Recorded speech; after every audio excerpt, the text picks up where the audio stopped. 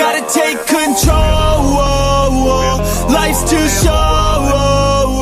Get out of your head, make a better life instead. You gotta give it all your best. So put your hands up to the sky and live your best life, alright. Don't just let it go by, just try, oh my. Got only one life, got only this time. We gonna get it right. You gotta let go of those who don't belong in your tribe. So cut the bad out of your life. Yeah, do it one time.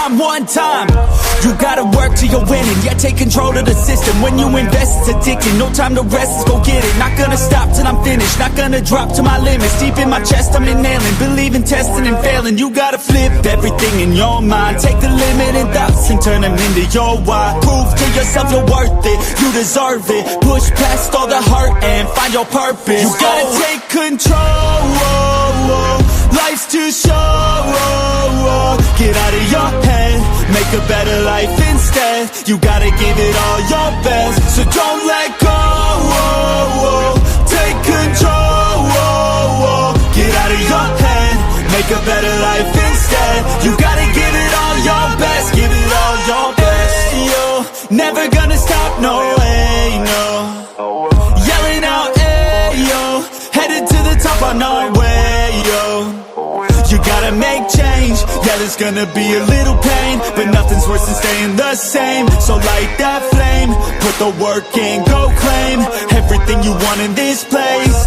It's time to go fast, know that energy is all cash. You could get it all if you never give up, no slack. Headed to the top is a mystery, your own path. Never gonna stop, no, you got this, never go back. I know it gets hard, you gotta love it. You gotta recharge with what you want and think of your dreams. Get that energy to go and get everything. You gotta take control. Life's too short. Get out of your head, make a better life instead. You gotta give it all your best. So don't let go. Take control.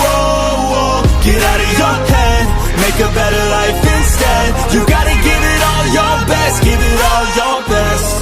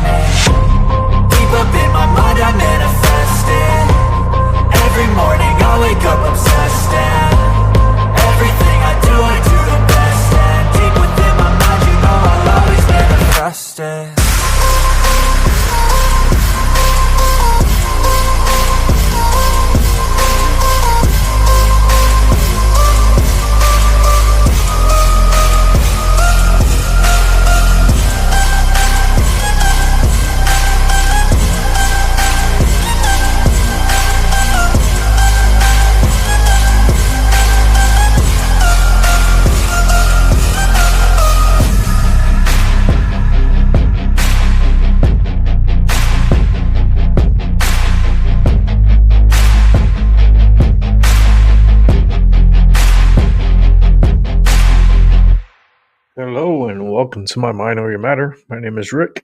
Let's turn on these cameras. Oh boy, what a day.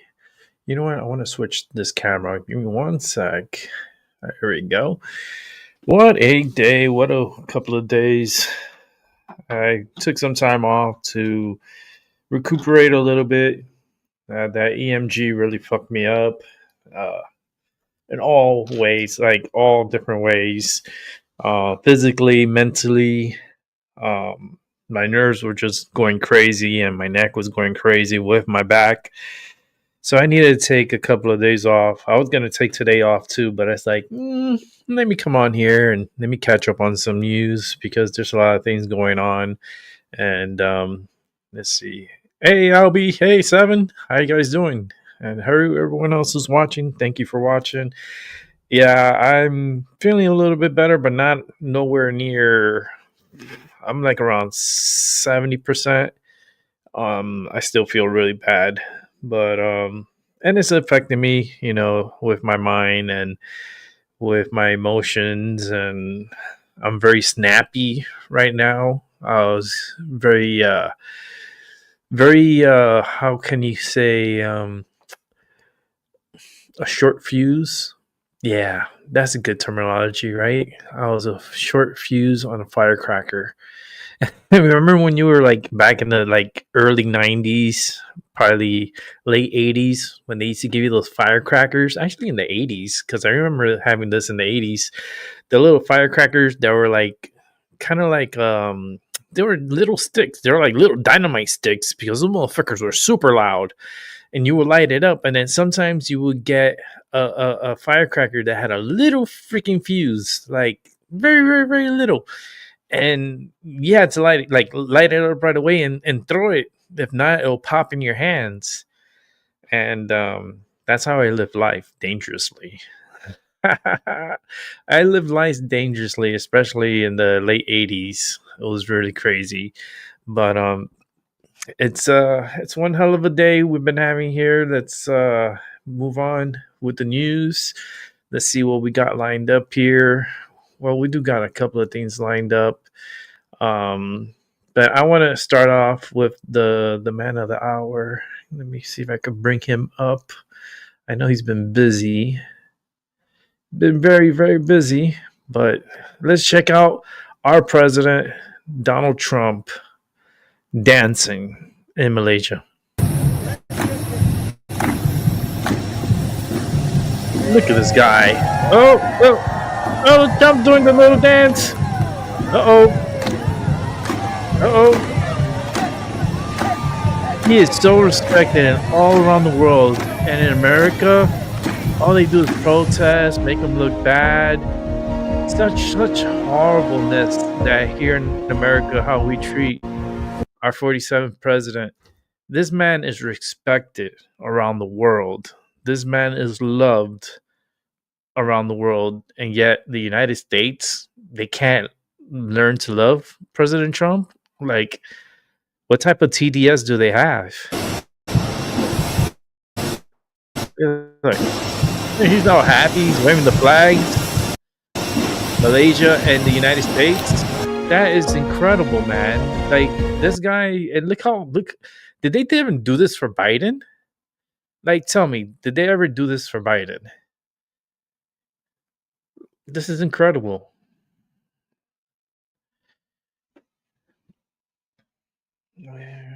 Oh, you uploaded a new music video? That's cool.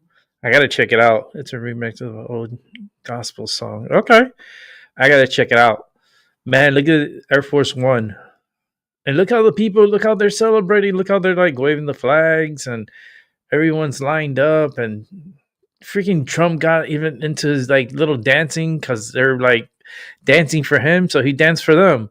Oh, the little Trump dance, the super Trump dance. Oh shit.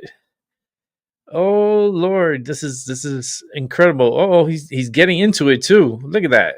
Ooh, he's throwing the punches out. Oh great. Like, this is just amazing. It's amazing. It's just I don't know, man. Yeah, and he should. You know what? I will have him until the day he dies. You know, because this is a once in a lifetime president.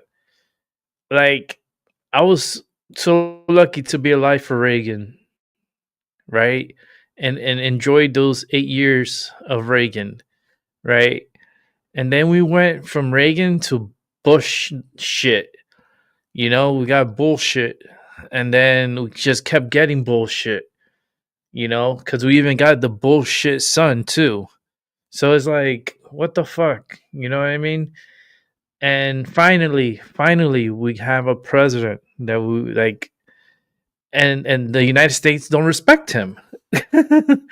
You know, we're still in a shutdown. Our government is still shut down. Our government is not moving anywhere forward. You know, they rather keep the government closed, and now it's going to affect a lot of people. We're talking about millions of people because at the end of the month, the SNAP program is going to be out of money.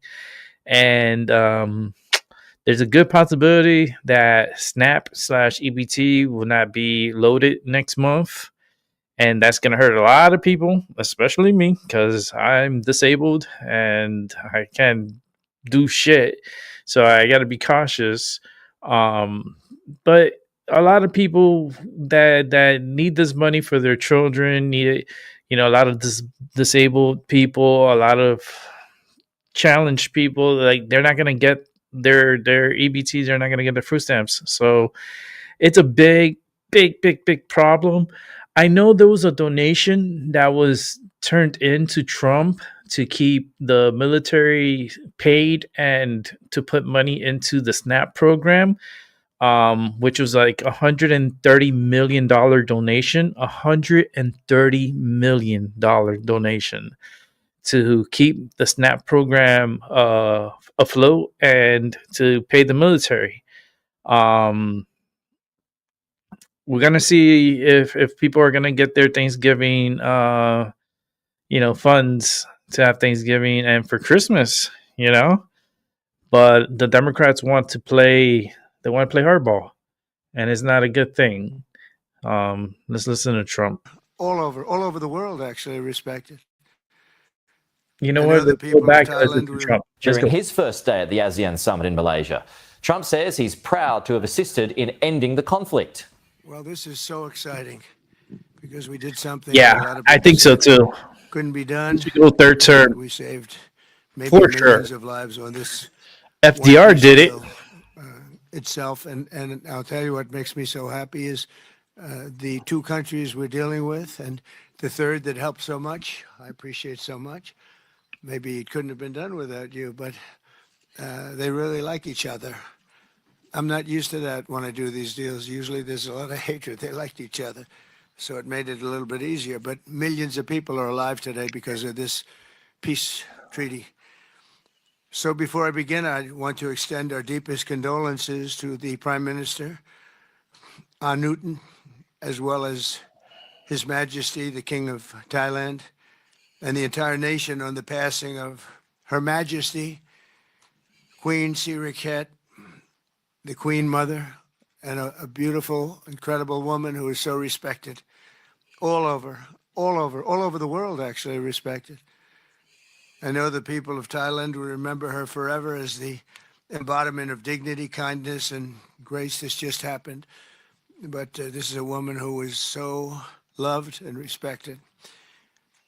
Today we honor the memory by bringing the blessing of peace to the nation she dearly loved. She loved this nation like few people love their nations. This is a momentous day for all of the people of Southeast Asia as we sign a historic agreement to end the military conflict between Cambodia and Thailand.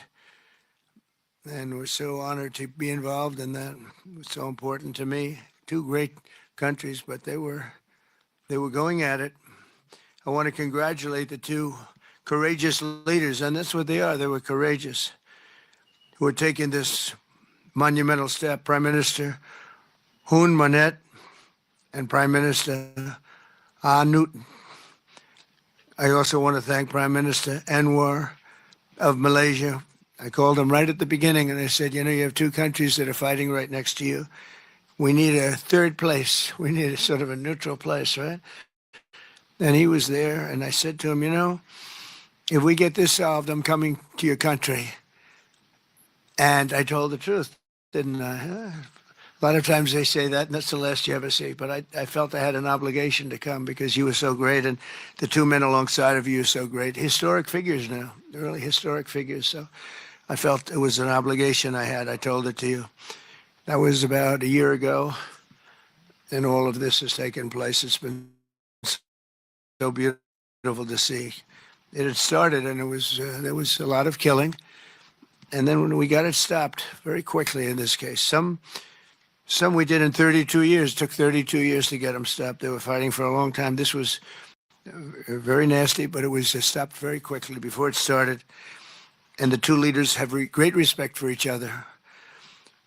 But the Prime Minister played a very important role in helping convene the two sides for discussions here in Kuala Lumpur. Earlier this year, an armed clash broke out along the border of these two countries. Really ancient countries by most standards. They've been long time, tremendous cultures, resulting in numerous deaths and thousands and thousands of people displaced from their homes. It was starting. Because of America's strong commitment to stability and peace in this region and every region where we can do it, my administration immediately began working to prevent the conflict from escalating. I held phone calls with both leaders. I was actually at Turnberry in Scotland when I did this. And we had a lot of phone calls, the three of us and then the four of us. We had a lot of phone calls. It was a beautiful day. I remember how beautiful it was. Turnberry is a great place, but I said, this is much more important than playing around the Gulf. So we sat there all day long making phone calls, and it was amazing the way it came together very quickly. I mean, really very quickly. You caused me very, very good entertainment. I could have had a lot of fun, but this is much more fun for me than anything having to do with almost anything, because you're saving people and you're saving countries. But ask them to choose the path of prosperity and peace over needless bloodshed and war. At the end of July, after extremely productive discussions, we reached a ceasefire agreement. And now these gentlemen, and they really are gentlemen, high-quality people, both went to college in the United States, and now these gentlemen are about to sign what we're calling the Kuala Lumpur Peace Accords. Good name. Both countries are agreeing to cease all hostilities and work to build good neighborly relationships, which have already started. 18 Cambodian prisoners of war will be released, and under this agreement, observers from ASEAN countries, including Malaysia, will be deployed to make sure that the peace prevails and endures. I have no doubt that it will. We have another situation like that right now in the Middle East, and Gaza. You might have read a little bit about Gaza, and that's another one we're very proud of. But we have a lot of people watching that. A lot of people. I think this is a much different kind of a thing. The two countries are getting along really well. Today, alongside this peace treaty, we also are signing a major trade deal with Cambodia and a very important critical minerals agreement with Thailand. The United States will have a robust commerce and cooperation transactions, lots of them, with both nations as long as they live in peace. Nice. What you I really feel that when we make deals, we see two countries that we do a lot of business with. We do a lot of business with both of them. We have to use that business to make sure they don't get into wars. But this is going to be a very long peace. So as you know, this is one of 8 wars that my administration has ended in just 8 months. We're averaging one a month. There is only one left, although I heard that Pakistan and Afghanistan have started up, but I'll get that solved very quickly. I know them both, and the Pakistan, the Field Marshal and the Prime Minister are great people, and I have no doubt we're going to get that done quickly. That one started up a few days ago. And I just feel it's something I can do. I do it nicely. I don't need to do it, I guess, but if I can take time and save millions of lives, that's really a great thing. I can't think of anything better to do. But the 8 wars that my administration has ended in just 8 months, there's never been anything like that. Never. There never will be either. I can't think of any president that ever solved one war. I don't think anybody. They start wars, they don't solve them.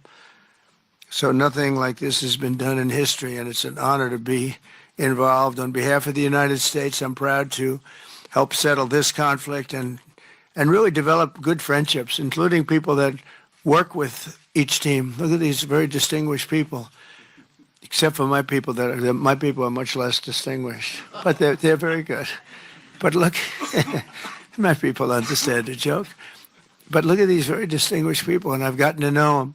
I want to thank Marco Rubio for being here. Who's great. You always help. He's born for this job. Good. He really was. He was born for this job. Secretary of State Jameson, thank you very much for all you did on helping too.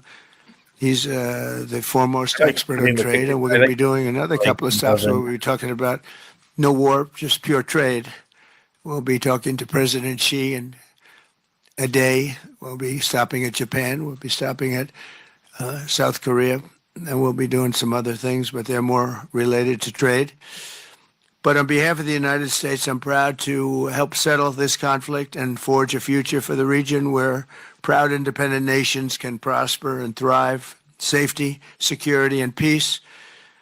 It's an amazing thing that's happened to the United States because a year and a half ago, we were a dead country. We were actually a dead country, and now we're the hottest country anywhere in the world. And when I called you, we were in the process of becoming hot. It's actually quite a while right now, but we were sort of on our way. And we had won the election big in a massive amount. And so I was respected when I called you, and it was a little bit easier. I think it's easier when you respect somebody than if you don't respect somebody. If you don't respect somebody, it never happens. But I won't forget that day because it was one of the first wars that I got involved in.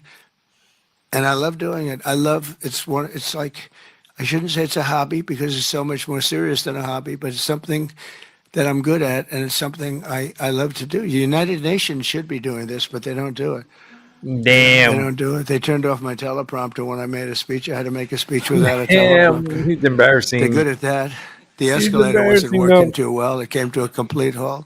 It's embarrassing. But I mean, the United Nations has such great potential. I wish they could do it. They didn't get involved with us at all. We just did the deal and reported the deal, and everybody was sort of amazed that we got it done so quickly and so nicely. But now I'd like to ask Prime Minister Anwar to say a few words, and then we'll hear from Prime Minister Hun Manet and Prime Minister Newton. And these are, I just have to say it for a last time, these are incredible men. The way they came together, the way they worked so hard, and we worked long hours. It was not long days because the days were few in number, but the hours were very long and very intense. There was a lot of intensity going on because there was a lot of shooting happening while we were talking.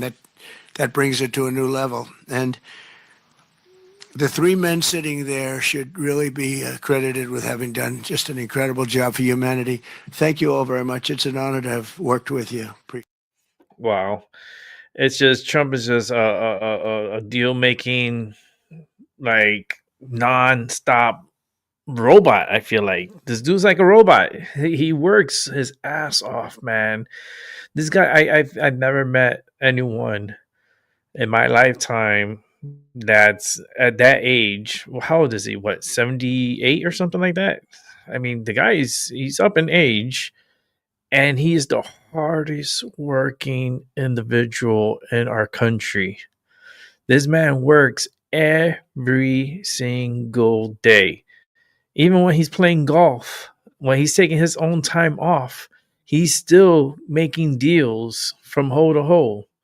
This man's incredible. Like, he's one of one. We should cherish this guy, and yet the United States, nah, fuck that shit. You know what I mean? They rank on him. They treat him like shit. They don't give him no respect.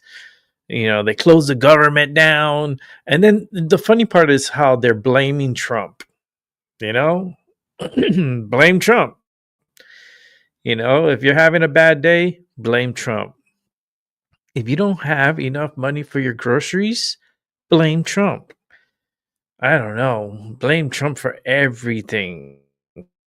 Everything. I've never met, or in my lifetime, of all the presidents that I lived under, never had a president where like the people were against them and the world loved them. The world loves Trump and respect Trump more than any other president that we have had in the past 40 decades. I mean, it's incredible. It's unreal. It's mind blowing for sure. But we're living in unique times, and I'm glad to be alive to see and witness everything that we're going through. All right, so let's continue because we got a good amount of videos to catch up. We got a bunch of Tyson's Other Cruise to catch up because I missed a couple of days, and let's just keep it moving. Right now, President Trump is in Malaysia for the first part of a week-long high-stakes visit to Asia, ending in South Korea with the main event meeting with Chinese President Xi Jinping as Trump aims to Jonathan, close what's major up? deals on trade, Taiwan, and rare minerals. GOP Congressman Byron 79? Donalds Okay. now. Great Yeah, I knew it was in to the join us. 70s. So, Congressman, one of the things I really loved was Trump took a wire brush to the United Nations as he goes in and tries to rack up even more significant deals around the world. He really has done a good job of pointing out how irrelevant the United Nations is these I days. mean, forever. I mean, there's never been a president like Trump. Quintessential President Trump. Everybody knows that the UN really hasn't been able to accomplish much except for arguing for despotic interests on American soil, which I think there's a lot of Americans who have real issues. But take a step back and look at what President Trump has been able to accomplish. Peace deal after peace deal around the globe. Obviously, this is not just a focus of his, but he has a team around him. Obviously, Marco Rubio, the special envoys that do operate around the globe, where they're committed to using economics to bring about peace. And this is an economic deal, obviously, with interest for the United States, rare earth minerals, which are critical for our future economic stability, but also making sure that there are peace accords that can stand the test of time, and not some of the previous ones that were negotiated in the past, which were based on pretty flimsy agreements that just could not hold up. This is something where, once again, Donald Trump has proven that he is the president of peace. Yeah, and it turns out that an America First agenda actually not only helps the United States of America, but it's a pretty powerful stance for foreign countries. At least they can understand what it is, where it is we're coming from. Well, that's absolutely right. You have a situation where they know if Donald Trump is coming in, yes, he wants peace, but he also wants to make sure there are just key economic interests that can be tied where it makes sense for the United States and for American companies, the American people, as well as the people in these different countries. Obviously, part of this was trade talks around tariff policy and other trade reforms with Malaysia was something that had to be finished. With Thailand as well, with Cambodia, these are things that had to be finished. And the president understood the conflicts around that border, which had not been going anywhere for quite some time, but getting the economic interests to align with the diplomatic ones. Listen, it was said in a famous show, The Game of Thrones, you don't make peace with your friends, you make peace with your enemies. And in order to do that, there has to be somebody at the table who brings strength to help to make those deals land. All right. Real quickly, we only have about 30 seconds left. I want to ask you about this illegal alien truck driver. Yeah, since Reagan. That's what I said, 4 decades. 3 people a couple of months ago. Because I remember the 80s. That he failed his CDL Reagan. test 10 He was times awesome. in 2 months. What can Congress do to prevent this from happening to more people? Well, the first thing Congress can do is they can pass my bill, the WAY Act. What the WAY Act would do is it would empower the Department of Transportation to do CDL checks at every way station in the country.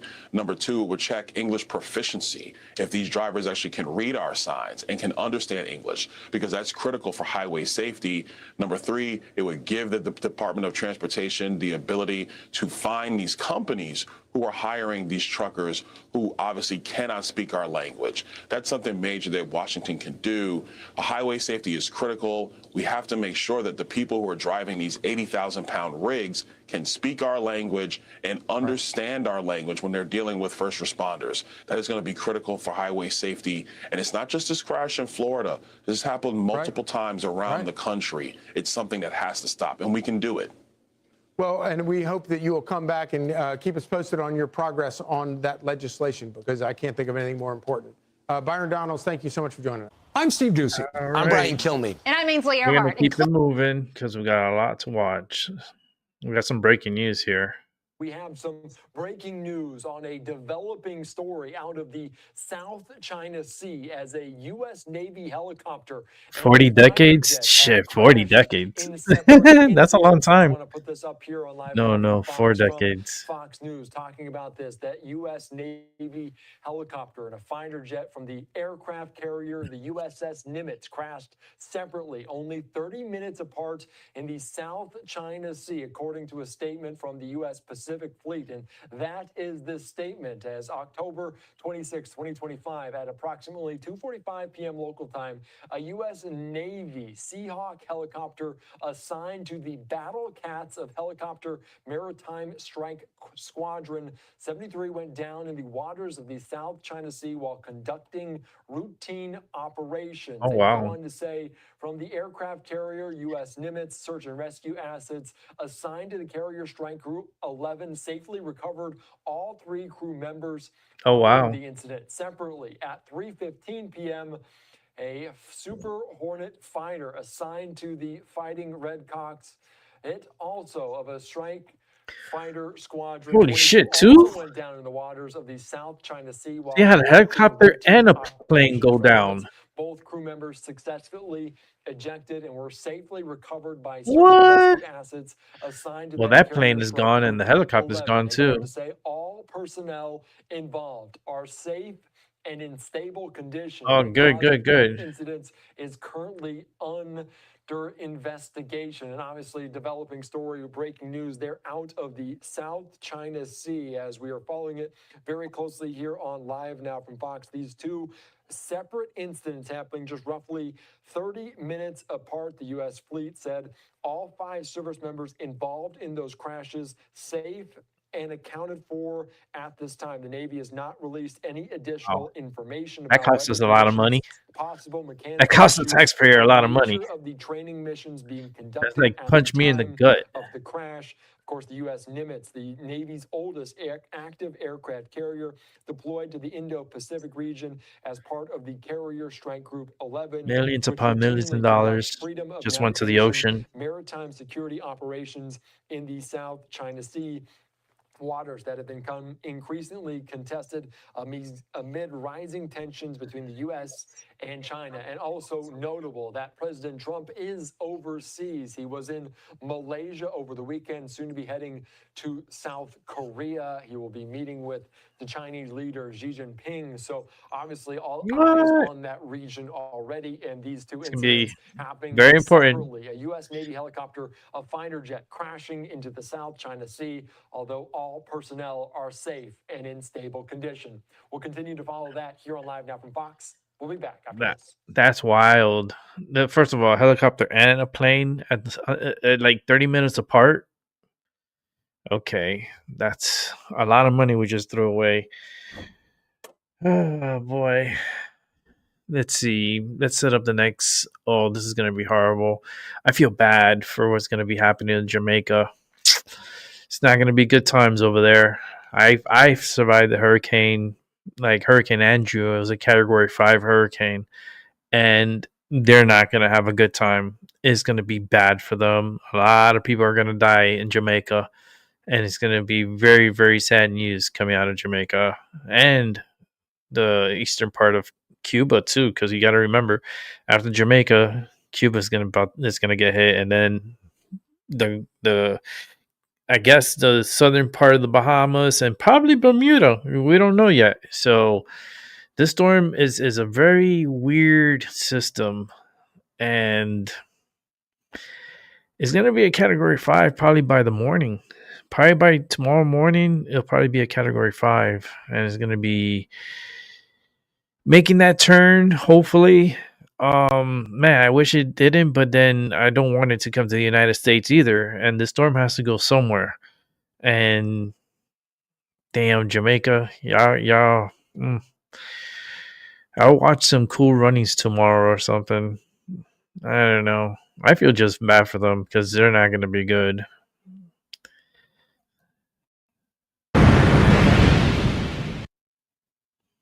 A cordial greeting. Today is Sunday, October 26, 2025. This is meteorologist Ruben Garcia. At the time of recording this video, it is 5:15 p.m. local time in Jamaica and eastern Cuba, where during the coming days they will be directly impacted by the powerful Hurricane Melissa. Because of this, a hurricane warning remains in effect for all of Jamaica, parts of eastern Cuba, hurricane. and during the night it is likely Not that a for nothing. hurricane That's watch a will be big issued for fucking parts of the storm. southern Bahamas and the Turks and Caicos Islands. In this visible satellite animation, we can see how impressive the structure of Hurricane Melissa looks. Huge. Although it stopped strengthening during the morning hours, unfortunately, a reconnaissance aircraft confirms that it has begun to intensify again and currently has maximum sustained winds of 145 miles per hour, or 235 kilometers per hour. That means it remains a Category 4 hurricane.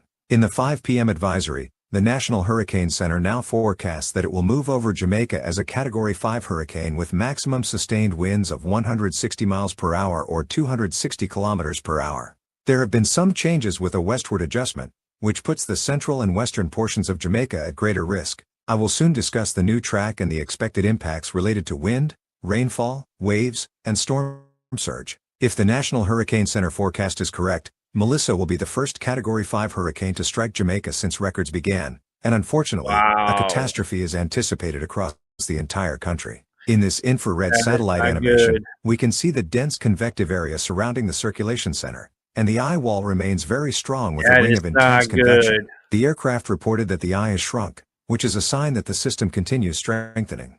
It is currently located about 75 to 100 miles south of Jamaica, so some of the outer bands are already producing heavy rain and some tropical storm force wind gusts, and weather conditions will continue to deteriorate tonight.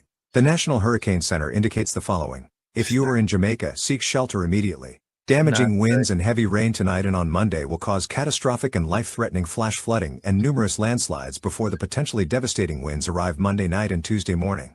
Extensive infrastructure damage, prolonged power and communication outages, and isolation of communities are expected. Life-threatening storm surge and damaging waves are also expected along parts of the southern coast Monday night and Tuesday morning.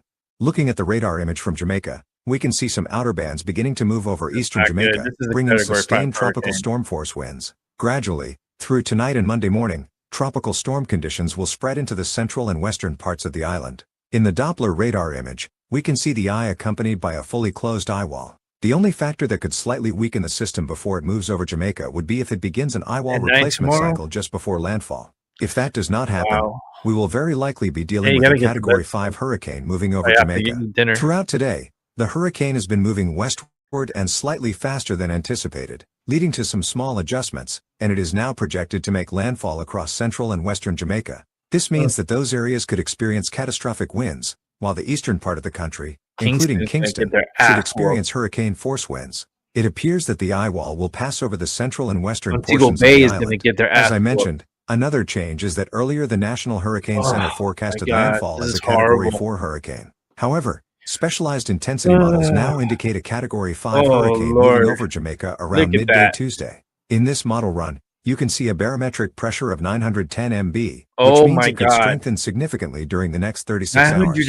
Another specialized intensity model also shows a minimum central pressure of 910 MB Tuesday morning, just before landfall. If this projection is correct, it would cause a catastrophe across Jamaica. With these new projections, the National Hurricane Center has shifted the forecast track slightly westward, projecting that the center will move inland near the Black River region around midday Tuesday and exit near Ocho Rios Tuesday night. The latest wind gust projection from the European model shows that central and western Jamaica could experience winds over 255 kilometers per hour, 160 miles per hour, with stronger gusts capable of causing total devastation to nature and infrastructure. Also, Because the system is now projected to move farther west, this means the highest rainfall totals will cover the entire island. Unlike this Lord. morning's forecast, This which had is less not rain in the west, good. the new projections You know, indicate the that all of Jamaica flooding, could receive between the 400 and mudslides, 650 millimeters, 15 to oh my 25 God. inches, of rain during the next 3 days. So many In people some are gonna isolated die. spots, totals could exceed 1,000 Jamaica. millimeters, 40 inches.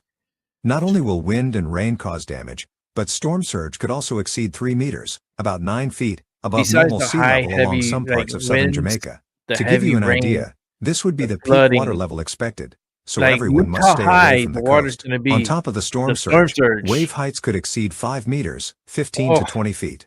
Once again, I emphasize that people near the southern coast of Jamaica should relocate inland immediately. After crossing yeah, they have a Jamaica, military the base there. hurricane will move over parts of eastern We got Cuba, a lot of specifically prisoners making still there, landfall somewhere between the but it's provinces going of to Granma, Guantanamo. Santiago de Cuba, and Guantanamo, and crossing into Alguin. Yeah, it's going Because to of this, Guantanamo. a hurricane warning has been issued for these provinces. Tropical storm What an force winds angle, should right? affect the area Tuesday afternoon, lasting through Wednesday afternoon. In the 5 p.m. advisory, the National Hurricane Center forecasts that Hurricane Melissa will make landfall near Santiago de Cuba around 6 a.m. Wednesday, with maximum sustained winds of 195 kilometers per hour, 120 miles per hour, and that by Wednesday afternoon it will move over the southern Bahamas with maximum sustained winds of 165 kilometers per hour, 105 miles per hour, meaning a Wow. Category 2 hurricane. Along its path over Cuba and the Bahamas, excessive rainfall totals of 250 to 400 Wow. millimeters, 10 to 16 inches, are anticipated, which could cause catastrophic flooding, particularly in eastern Cuba. Additionally, remember that outer bands will A lot of continue bringing innocent people moisture are over going to southern die in Haiti, Jamaica, with man. additional rainfall accumulations of 100 A to lot of older 150 people, millimeters, 4 to 6 inches, and a across lot of southern young Dominican people are going to Republic die. between 50 to 100 millimeters, 2 to 4 inches. Well, that's all for this forecast update. Here at Hurricane Info, I Not will good. continue monitoring the progress of Hurricane Melissa and will keep you informed. The next video will be recorded Monday morning around 8 a.m. So I invite you to we'll like check this. that out on Monday morning. Let's move on and let me show you radar right now of the storm. It's giving me tears to my eye. Like, I got tears because this is like, it's gonna be devastating. Devastating. See all those pinks? This storm it's so rich with hot water. It's in a perfect conditions. No shear, no interruption with the circulation. Everything is just perfect. This has so much pink around it. This is a Category 5 hurricane. I'm sorry. This is a Category 5 hurricane. It is a Cat 5. And it's moving barely nothing. Look, I have the mouse right there, and look, it's barely moving. Oh, Lord. May God help the people of Jamaica. That's all I can say. May God help the people of Jamaica. Major Hurricane Melissa is gaining strength and posing a catastrophic threat to Jamaica and other parts of the Caribbean. This satellite image shows the eye of Melissa as it intensified to Category 4 hurricane. The storm has already claimed at least 3 lives in Haiti, flooding streets and destroying homes. It also left a trail of destruction across the Dominican Republic. Jamaica is now preparing for the worst hurricane in decades, with as much as 40 inches of rain and potentially life-threatening flooding. People scrambled to leave the island ahead of the powerful hurricane. All of the airports there are now closed. Oh, Weather team no. is tracking it all. But They first, can't even CBC's get out Ike anymore, Jachi if leads they us off even from they wanted Kingston, to. Jamaica. Tonight, Jamaica facing I'll catastrophic be covering and this life-threatening tomorrow. flooding as Major Hurricane Melissa comes in, with potentially devastating winds and storm surge to follow. Residents stocking up on food and gas. In this community, a woman urging residents to leave right away. You're asked to evacuate now! These rocks were brought in from another part of Jamaica to stop the Caribbean Sea Oh my from blocking God. out the only road that leads to the airport. Now, the concern is now, as Melissa rolls its Oh, way no. in, these waves will get too tall for these rocks washing out that only road. Melissa already claiming multiple lives, including at least 3 in Haiti, flooding streets and destroying homes. This woman saying the sea took our house. We have no place to stay. Wow. In the Dominican Republic, rain causing landslides, Look at this. floodwaters cutting off communities. It's not even hitting the water supply Dominican systems Republic. For more than 500,000 And look what impacted, happened. too. In South Florida, volunteers in Doral preparing aid boxes containing food and other basic necessities to help the families impacted across the Caribbean. The impact is going to be so difficult with persons having to be without the necessary essential items. These families' necessity kits will at least help them get through a few days. Jamaica now bracing for a direct hit from what's expected to be the strongest hurricane It's on going to record. destroy all those homes. Lindsay, conditions here are expected to continue deteriorating throughout the night with hurricane-force winds expected by tomorrow. Lindsay? All right, stay safe. I thank you. Let's get right to meteorologist Danny Beckstrom from our New York station WABC. Hi, Danny. It looks like Hurricane Melissa is still gaining strength. Lindsay, Melissa is now a major Category 4 hurricane, packing max sustained wind of 145 miles per hour. Warm water and weak wind shear mean Melissa could get stronger as we wait for the northern turn on Monday afternoon. Melissa taking aim at Jamaica's southwest coast for a landfall by early Tuesday, which puts the majority of the island in the northeast quadrant of the storm. That's known for packing the worst wind and most significant surge, in this case, 9 to 13 feet above ground level. Melissa then heads toward eastern Cuba Tuesday night with a second landfall forecast still as a major hurricane. We're witnessing history. Hurricane warnings in effect for Jamaica and now in eastern Cuba as well, with hurricane conditions expected to start Monday in Jamaica. We're modeling his landfall early Tuesday morning. But this is a slow-moving system that will have time and moisture to drop feet of rain, producing catastrophic flooding and life-threatening landslides, with isolated areas seeing more than 30 inches of rain. They're expecting like 3 to 4 feet of rain. You'll be monitoring it for us, 3 Danny. to 4 Thank feet. you. 3 to 4 feet of rain. That's crazy. That's crazy. Let's keep it moving. All right, there's no sound on that one. Maybe they'll pop on with some sound. But, my God. There we go.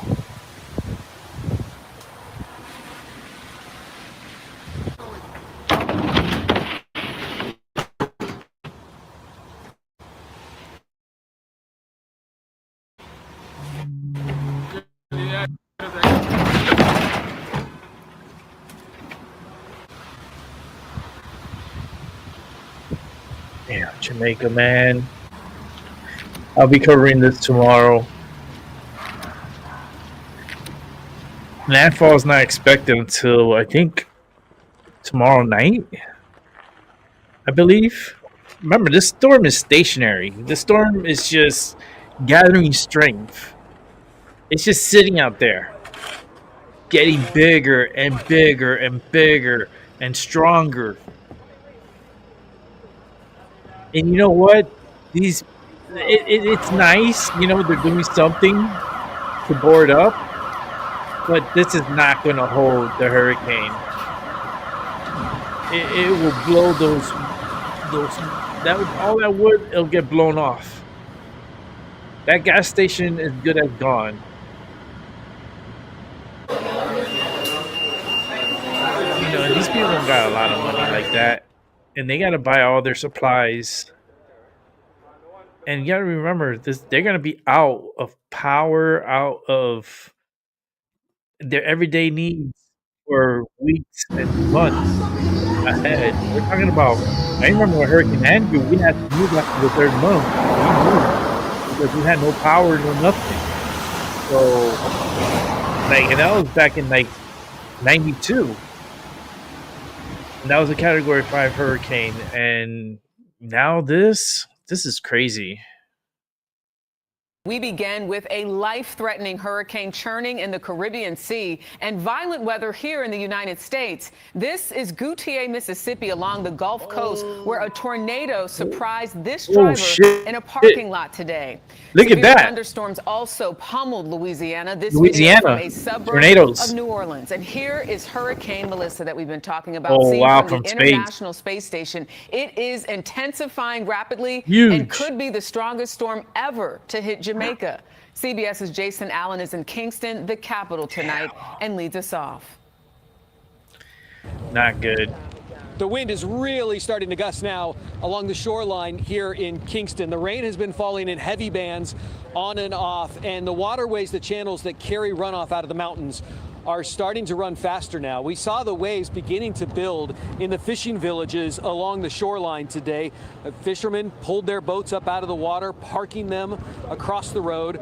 In flood-prone sections of the city, people shoveled dirt out of broken roads to fill sandbags. And during breaks in the rain, we saw some of them climbing onto rooftops to reinforce them and patch leaks. The Jamaican government has opened hundreds of shelters across the city, but in this region of more than 1 million people, only a few hundred people so far are staying in those shelters. Most people we talked to said they had no plans to leave their homes. They don't want to leave their belongings unprotected during what could be the strongest storm to ever hit this island.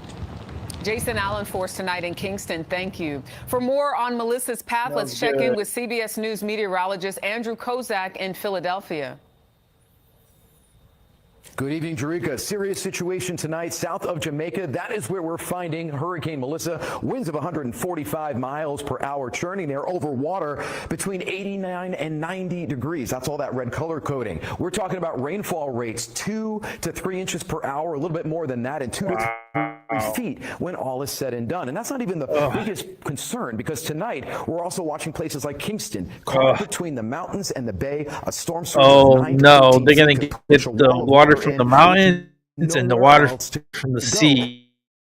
And the interior section of the island lacks the resources and the structural components here to withstand winds of a hurricane anywhere between 140 and potentially 150 miles per hour. Middle of the week, it's Eastern Bermuda, it's in the Bahamas we're going to look for before this thing turns out to sea. It might hit Quick look Bermuda. at the lower 48, Pacific Northwest, the atmospheric river continues. Heavier rain and snow will eventually return as we head into the middle of the week. But tonight, Jerika, all eyes and all concerns are on Melissa churning just south of Jamaica. All right, Andrew Kozak, thank you. Wow. Wow. I don't know what you guys think. I feel like there's a lot of people are just going to die. I remember in Puerto Rico when Maria hit, those fucking M storms. Those M storms are the most dangerous, okay? When Puerto Rico got hit by Maria just a few years back, it did so much destruction. I mean, thousands of people died. I think over like 3,000 people died, and there's a lot like that didn't get reported. You know, I know that for a fact because I have family there, and a lot of fucking people died. Expect big number of people dying in Jamaica. They're gonna need your prayers. They're gonna need a lot of fucking help after. It's just going to be so devastating for them. Jamaica is not going to be the same, but Jamaica will come back. It's going to take years, but they're going to come back, and they'll make a comeback. And with that said, let's go over to Jason A. Let's check out what he has to say here. Been added to the International Asteroid Warning Network. That's the first interstellar object ever to make that list. So I got to ask you, what the heck is 3I Atlas, and why the clouds of mystery around it? NASA's like tight-lipped. Watch for it. Starting this week, we're going to begin to monitor and see whether or not it picks up extra energy as it whips around the sun. So it's Wednesday, right? October 29th. I think it goes the closest point to the sun. Is that right? That's right. That's the perihelion. Okay. And at that point, if it picks up extra energy, that's outside the ordinary bounds of the conservation of energy. So watch for it. As it whips around the sun, if it picks up extra energy, bingo. It means there's intelligent life that is guiding the motion of this object. This is interesting. Right now, something is happening in our solar system that's sending scientists scrambling for explanations. The interstellar object NASA's been tracking, 3I Atlas, is roughly the size of Manhattan and has been displaying several unusual movements and features which kind of defy typical behavior of comets. It's even catching the attention of some military analysts. So what does this mean for all of us here on Earth? And what can this mysterious object tell us about what's outside our own solar system? Do you believe that this is something more than just a comet? Yeah, in fact, a few months ago, I defined a scale where 0 is a natural object, 10 is a technological object that could be a threat to humanity. You know, it's a blind date where on the other side, we may have a serial killer. We just don't know. And I gave it a 4. A 40% chance based on 8 anomalies that it shows of being technological. And of course, if we get more data and it looks like a comet, a natural object, then I would revise my ranking. But it will never go below 2 out of 10 because we know the trajectory is aligned with the planets. And, you know, the chance for that happening at random is really small. So we're going to be watching to see if this thing makes any sudden moves over the next number of weeks. Dr. Avi Loeb, we're going to keep an eye on it. All right, the future of everything. Now to what might be the most consequential news of the week, of the month, or even the decade, or the century. Bear with me. I know I get a little bit stoked about this stuff, but there are 2 scientific papers that just dropped that absolutely blew my mind. You know, there's been so much talk about whether aliens exist. You got the UAP hearings, all those black and white military videos, drones in the sky, then obviously AI making things even more confusing. Well, for me, there are 2 papers that are out right now that just cut through all of the noise by going back in time and taking a look at sky survey plates from the 40s and 1940s and 1950s. Basically, these are pictures of our night sky and all the stars night after night before humans ever sent anything into space. This is pre-Sputnik, pre-Apollo, like nothing metallic, nothing reflective should have been orbiting planet Earth, right? Well, guess what? There were lights in the sky that they still can't explain. They call these transients. Sometimes they were there, sometimes they weren't. Take a look at this right here. So this is the night sky, September 1952. September 1952 on the 14th, a little bit later. July 1952. All of these 3, they look the same, except for right here. What the heck is that? What is this little blob of lights? It wasn't there, and then it was. This is where things get weirder. These papers found that they were most likely to be seen, thousands of these, most likely to be seen when nukes were being tested here on Earth and when lots of people reported seeing UFOs. Again, this is before we ever launched a single satellite. This picture right here, the dates around this, the one that we were just talking about, the dates were around a time when UFOs were seen for several hours over Washington, D.C., the White House, the Capitol building, air traffic controllers. They reported seeing them on their radar all around those dates, July 1952. And joining us now is one of the authors of both of those papers, Beatrice Villarroel. She's an astronomer at the Nordic Institute of Theoretical Physics in Stockholm. Beatrice, thank you so much for being with us. Congratulations on both these papers. Let's start with as simple of a question as possible here. These lights in the sky from before Sputnik, were these artificial objects orbiting Earth before we were ever in space? From what we see, these kind of transients or flashes that you see, they have a very interesting feature. You usually get these kind of flashes when you have something that is very flat and very reflective, and in a, let's say, in a geosynchronous orbit at, let's say, 42,000 kilometers. Wait, hold on. Very flat, very reflective in geosynchronous orbit. That doesn't sound around the Earth, natural, yes. Right? Yeah. Yes, and the funny thing is that we can show that there are solar reflections because there is a deficit of them in the Earth's shadow at these altitudes, and that means that at least a fraction of the transients of these flashes that we're looking at, like 30-35%, appear to be due to these solar reflections of such objects. And if we think about that, these transients come from images taken before the first human satellite, they do look pretty artificial. Although I would say that nature can always surprise us with things that we just can't imagine right now. Well, there's a split in the astronomical community. The majority faction says, what's all the fuss about? I mean, it's just a rock from outer space. and it's going to come through our solar system for the first time and then come whizzing back out again. It's the third known object from outside our solar system. So what's the fuss? Another faction, however, says, now, wait a minute. Perhaps this is a visitor, an intelligent visitor from another solar system. And perhaps this week we could have a test of it. That's right.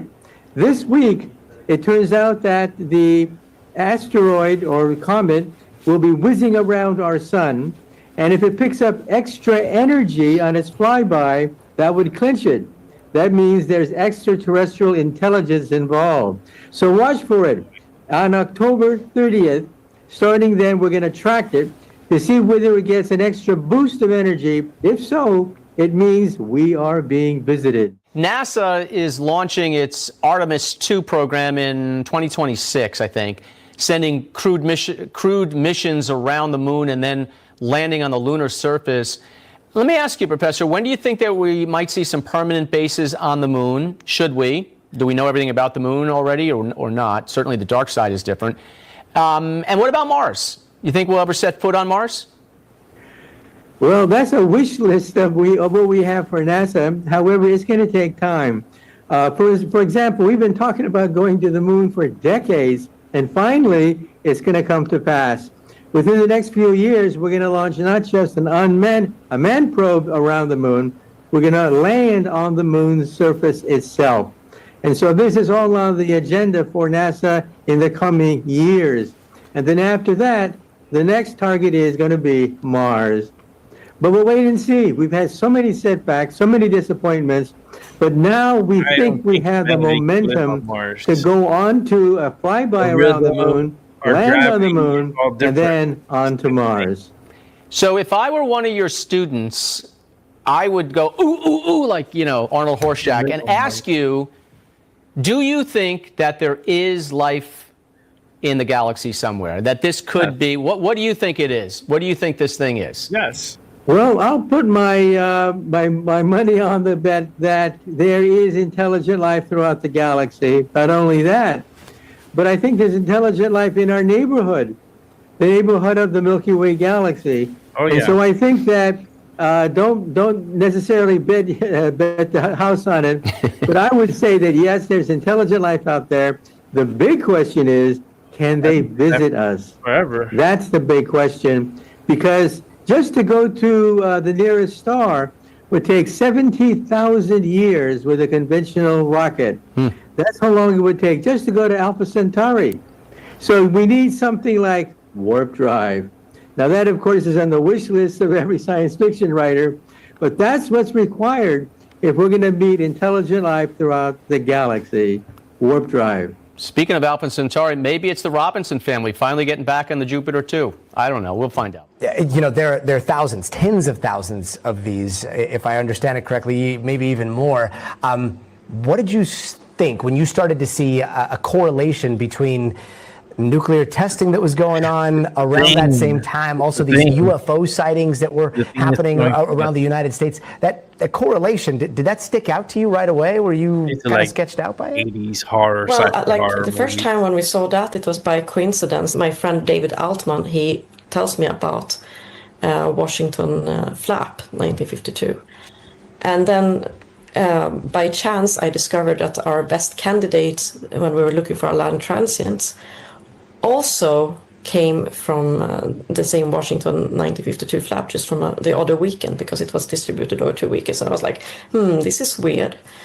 And then that was what formed the hypothesis that we wanted to test. Is there a correlation in time between these transients and UFO events? And we see it's a weak correlation, but it's statistically significant. And we find that. I mean, you strike me as a very open-minded scientist, which is what science is supposed to be all about. But what do you think this might be? Well, here we can only speculate wildly. If we look at the numbers, like just from the Northern Hemisphere, we have 35,000 transients. I don't know how many of these come from what. One object could give several transients, but it's also possible that we're missing a lot of transients. So I would estimate it to be somewhere between tens of thousands to maybe 100,000 of objects. or 100,000 of objects or so around the Earth. And artificial, it's a possibility. Who knows? Like if it's some ancient space trash from some past civilization, or if we are having some probes that came from another planet. I don't know. I hope that some astronomers that are like well trained with working with this kind of data. I'm talking about professional astronomers that will want to try to redo the same analysis, both with Palomar but also with other surveys and other plates. I mean, other plate surveys in particular, because that could really be helpful. Because we need to see if this result can be replicated with other surveys, and if it is, then Wow, it's that going was to a big. That was a big little fun. like weird. As a human on planet Earth, who made this discovery, what's the significance to you? I just want to know what these objects are, and I want to know why they are here. So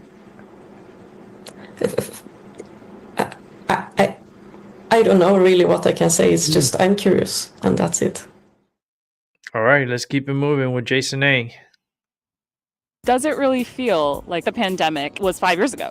No. Honestly, no. I don't think it seems like it's been 5 years. I'm surprised you even said that. It feels like it was yesterday. No. No, really? Feels like 10. Does it really feel like the passage of time has kind of changed since the pandemic? Yes! My life 1 month before the pandemic feels like it was like 6 months ago, but also a lifetime ago. I remember like still being in middle school when the pandemic happened, and now I'm in college. It's just really weird every time I think about it. It feels like there's a gap between the world before and after the pandemic. I feel like everyone's attention spans have gotten really messed up. The way we spend our time is completely different. Like it's combined work and our general life. You just got a different sense of just what life is and what to hold precious. Well, feel like the days are flying by. Turns out some days, including today, actually aren't a full 24 hours. So they are flying by, Yes. I guess. Scientists say the Earth is spinning faster this summer, making some days shorter. Earth is whipping around quicker than it has in a half century. And yes, the Earth really is spinning on its axis faster than it ever has since we started using an atomic clock to time it back in the 60s. But who wants to lose time, right? Maybe in 2020 we did. Maybe we were okay with that. Yeah. But typically we want to slow time down. We need a little bit more time, I think, sometimes, right? Okay, so up until 2020, the Earth's rotation had actually been slowing. And there were 27 times since 1972 where there were leap seconds added to the atomic clock to account for the Earth's slowing rotation. But others see it as a history that was fulfilled by the ancient Romans, the Roman emperors, and the Roman persecutions. And the church, basically, they said it was a coded message to the church about what was going on under the Roman persecution and hardship, which was hard. They say basically it symbolically speaks to the church's struggle in the world up until the time of the end.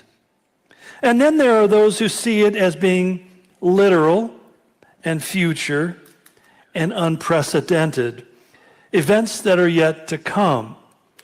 I happen to be in that category if you're unsure. You see, that seems to me to be the reasonable and the biblically sound approach, because when Jesus spoke to the 12 shortly before his arrest, he described what the future was going to look like. And he described what Revelation tells us about, a future that was in the future and that would be covered with a series of unprecedented events. In fact, it's interesting how Jesus stated it in Matthew 24:21. He said, "For then there will be great tribulation." The word tribulation means affliction, distress, oppression. But he says it's going to be of a magnitude that's going to stand out and above and beyond anything the world has ever seen. He says, such as has not been from the beginning of the world until now. No, and never will be again. So in other words, when it happens, it's going to be a one-off. You know, in fact, when God destroyed the earth with a flood, he said, I will never destroy the world with a flood again. Now, he didn't promise that he would never destroy the world. He had something in store. He used the water, and now he's going to use fire in the end. But the whole point is, we've never seen anything like the flood again, except on small regional levels.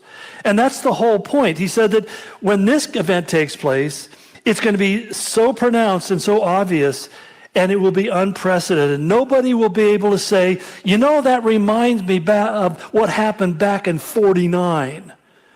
No, people are going to be facing a world that's going through such cataclysmic changes when we're talking about billions of people dying upon the planet.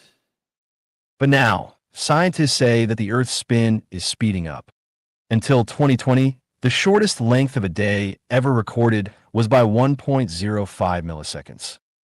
But since then, Earth has managed to shatter this record every year by almost half a millisecond. Last year, July 5th was the shortest day of all time. It was shorter by 1.66 milliseconds. And now, this year the summer months are witnessing multiple short days. In this episode, we uncover a shocking event that suggests Earth's third shortest day in a month could be a sign of an unfolding catastrophe. Earthlings has witnessed one of the shortest days, yet again, on August 5th. This is because the planet is rotating faster than ever. We have already witnessed two such days in the recent past, on July 9th and July 22nd. According to the International Earth Rotation and Reference System Service, the Moon will be at its furthest from the equator. Its gravitational pull is causing Earth to speed up at its poles, reducing 1.25 milliseconds from 24 hours.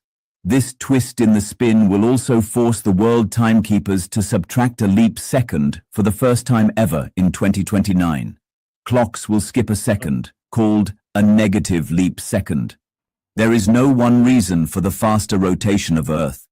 The Moon's distance from the equator is one of them.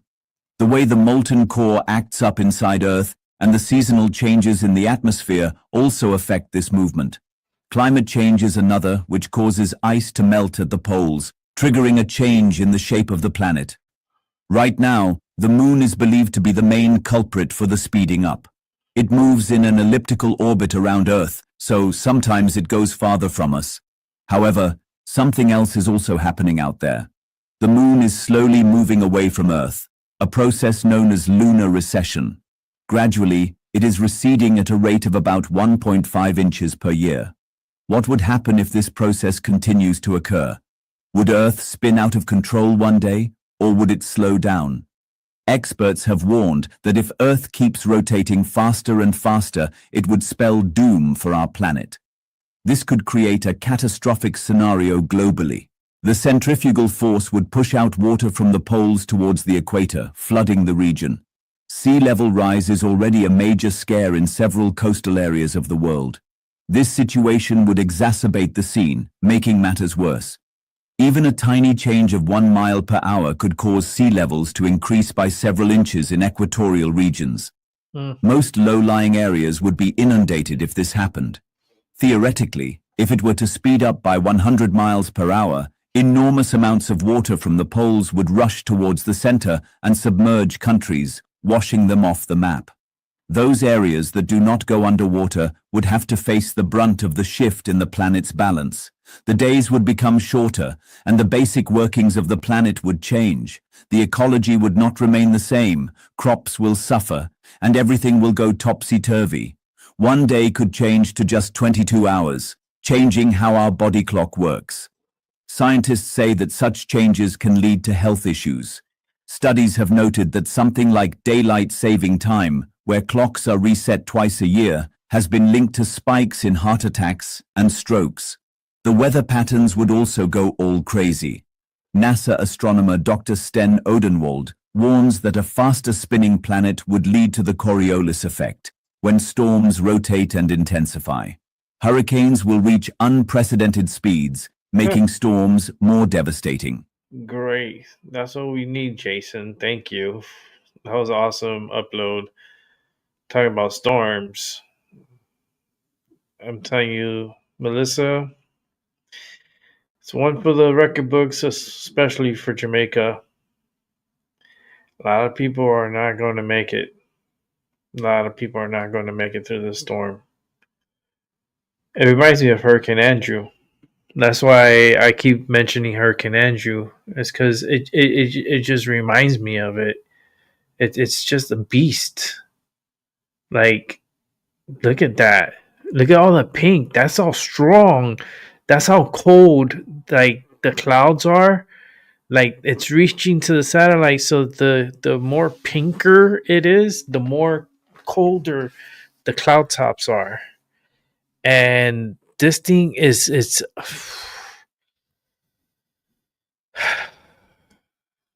like I said before, I'll say it again. May God help Jamaica. It's just not going to be good for them. You know, their ganja, forget about it. That's destroyed.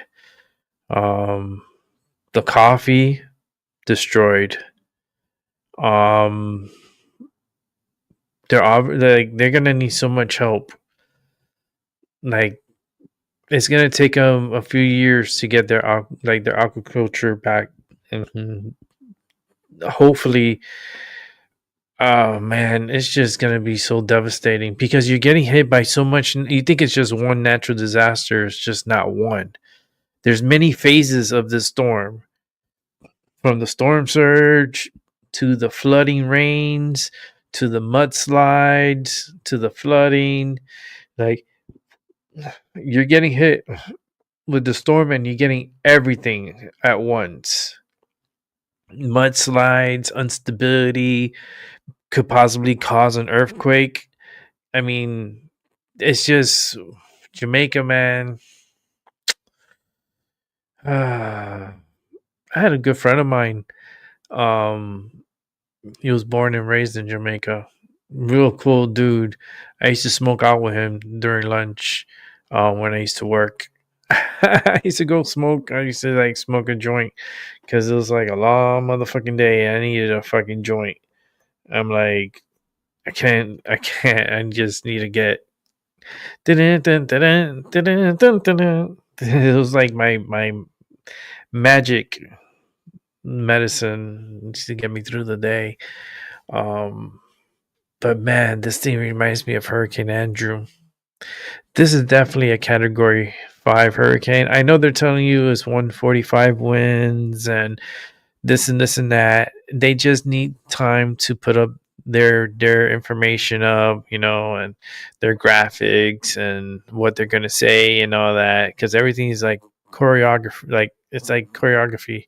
They have to get it all ready. So it's gonna shock and awe people when they wake up tomorrow morning and the storm's like 160. Like what? People are gonna freak the fuck out. It would be like 165. Like, oh no. And I'm not worried so much about the wind speed because I know it's going to destroy all those little sheds you saw. Because Jamaica has like their homes are very brittle. Their homes are not like they're not really structurally sound. Let's just say that.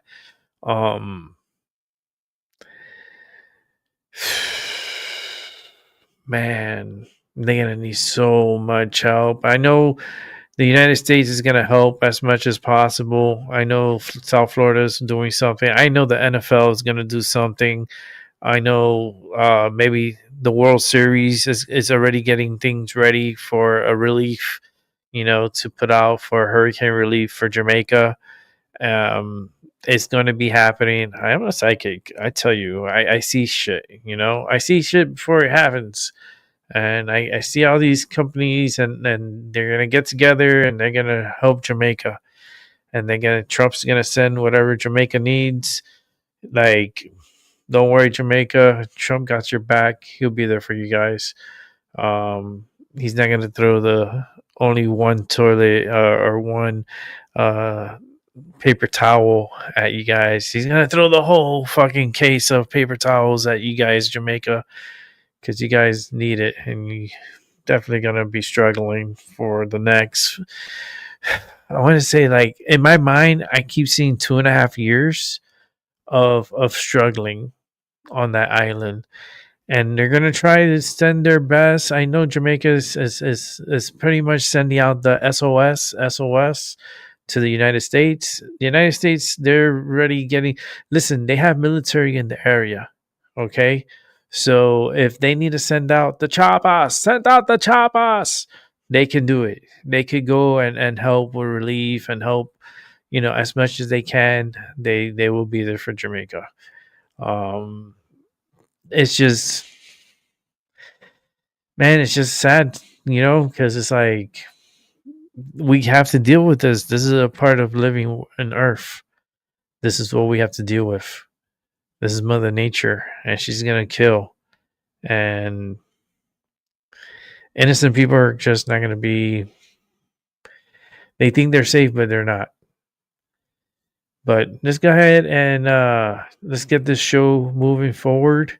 We're gonna watch now a series. A series, because we got like 5, maybe 6 straight videos of Tyson De La Cruz, the man that I have here on my channel every Thursday at 7:30 p.m. Eastern Time and 4:30 Pacific. And if you live in between, I know we have like Rob that lives in South Dakota. It's at 6 o'clock for you. Okay, so wherever you're at in the United States, my show starts at 7:30. You mark yourself downwards and where you're at, and that's what time the show starts. Okay, so because I'm not gonna put all the time zones of the world up. I'm not doing that. You guys figure it out. But without further ado, let's get to Tyson De La Cruz. The operation unfolded in the heart of Kensington, where the opioid crisis has destroyed lives and neighborhoods for years. America, the feds just conducted one of the largest drug trafficking takedowns in Philadelphia history. And what they're uncovering is going to make your blood boil. 33 people, including the ringleader, Jose Antonio Morales Nueves, was running a 24/7 open-air drug market that operated like a Mickey D's franchise, complete with shift schedules and territory rent. But here's what's really going to make you teed off. This criminal enterprise has been poisoning Philadelphia neighborhoods for almost 10 years while charging other dealers quote-unquote rent to sell their drugs to their block and using violence to eliminate anyone who didn't pay up.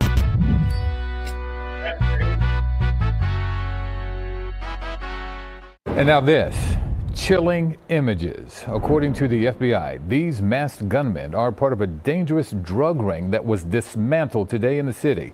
The agency is saying it confiscated dozens of guns and a substantial volume of fentanyl in an early morning takedown. What is up, guys? Tyson De La Cruz here. Thank you so much for rocking with me. This takedown represents the largest federal case by defendant count prosecuted by that office in this century. The largest. And it shows exactly what happens when criminal organizations are allowed to operate like legitimate businesses while terrorizing entire neighborhoods. Let me break down what the feds just dismantled in Kensington, Philadelphia. The Weymouth Street drug trafficking organization has been operating since January 2016. That's almost 10 years on the 3100 block of Weymouth Street. The feds are calling this one of the most prolific drug blocks in the city. Developing tonight, an historic drug bust, part of a nearly decades-long investigation with the FBI, right?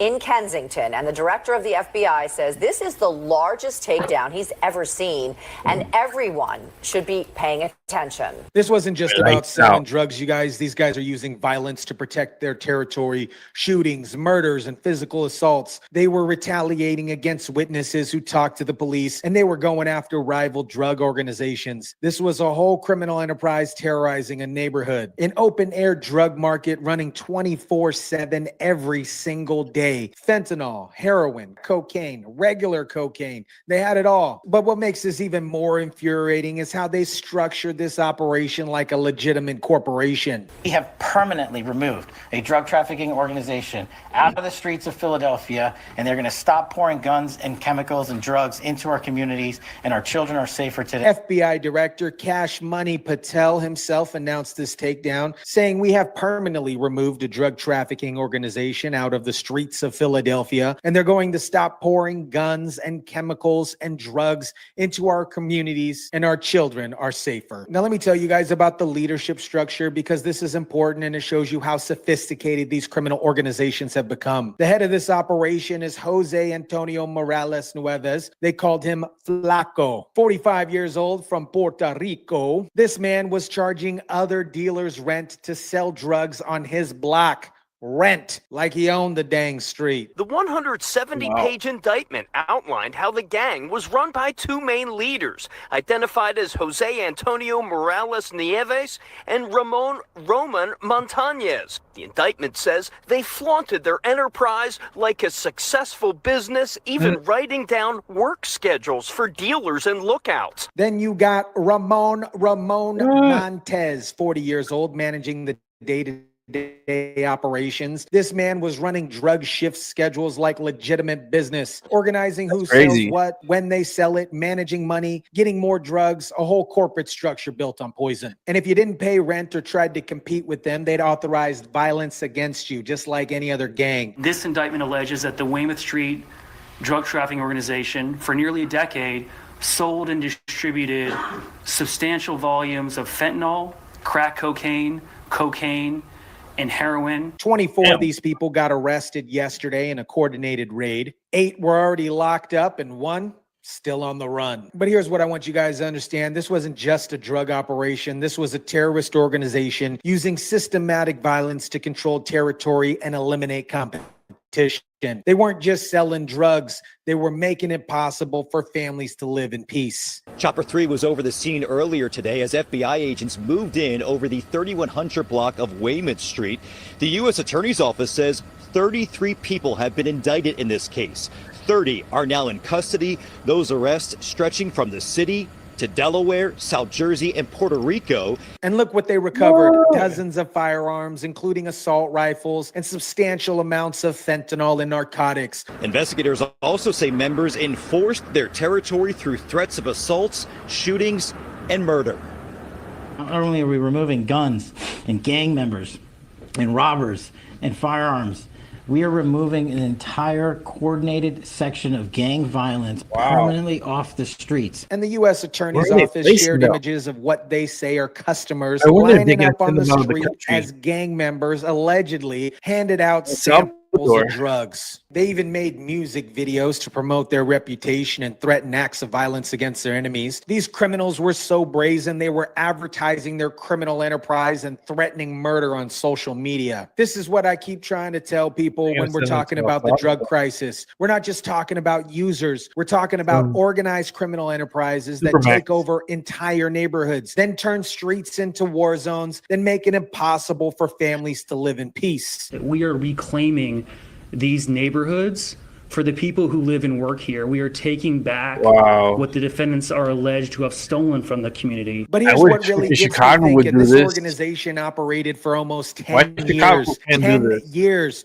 How many people died from their drugs? How many families got destroyed? How many kids couldn't play outside because of the violence? How many businesses couldn't operate because of the chaos? Philadelphia Police Commissioner said something that caught my attention, and he called this One Philly in action. Federal, state, and local agencies working together instead of fighting turf battles. That's what it takes, you guys, and that's how you take communities back. It's one of those few cases which, if successful, will eliminate an entire criminal outfit.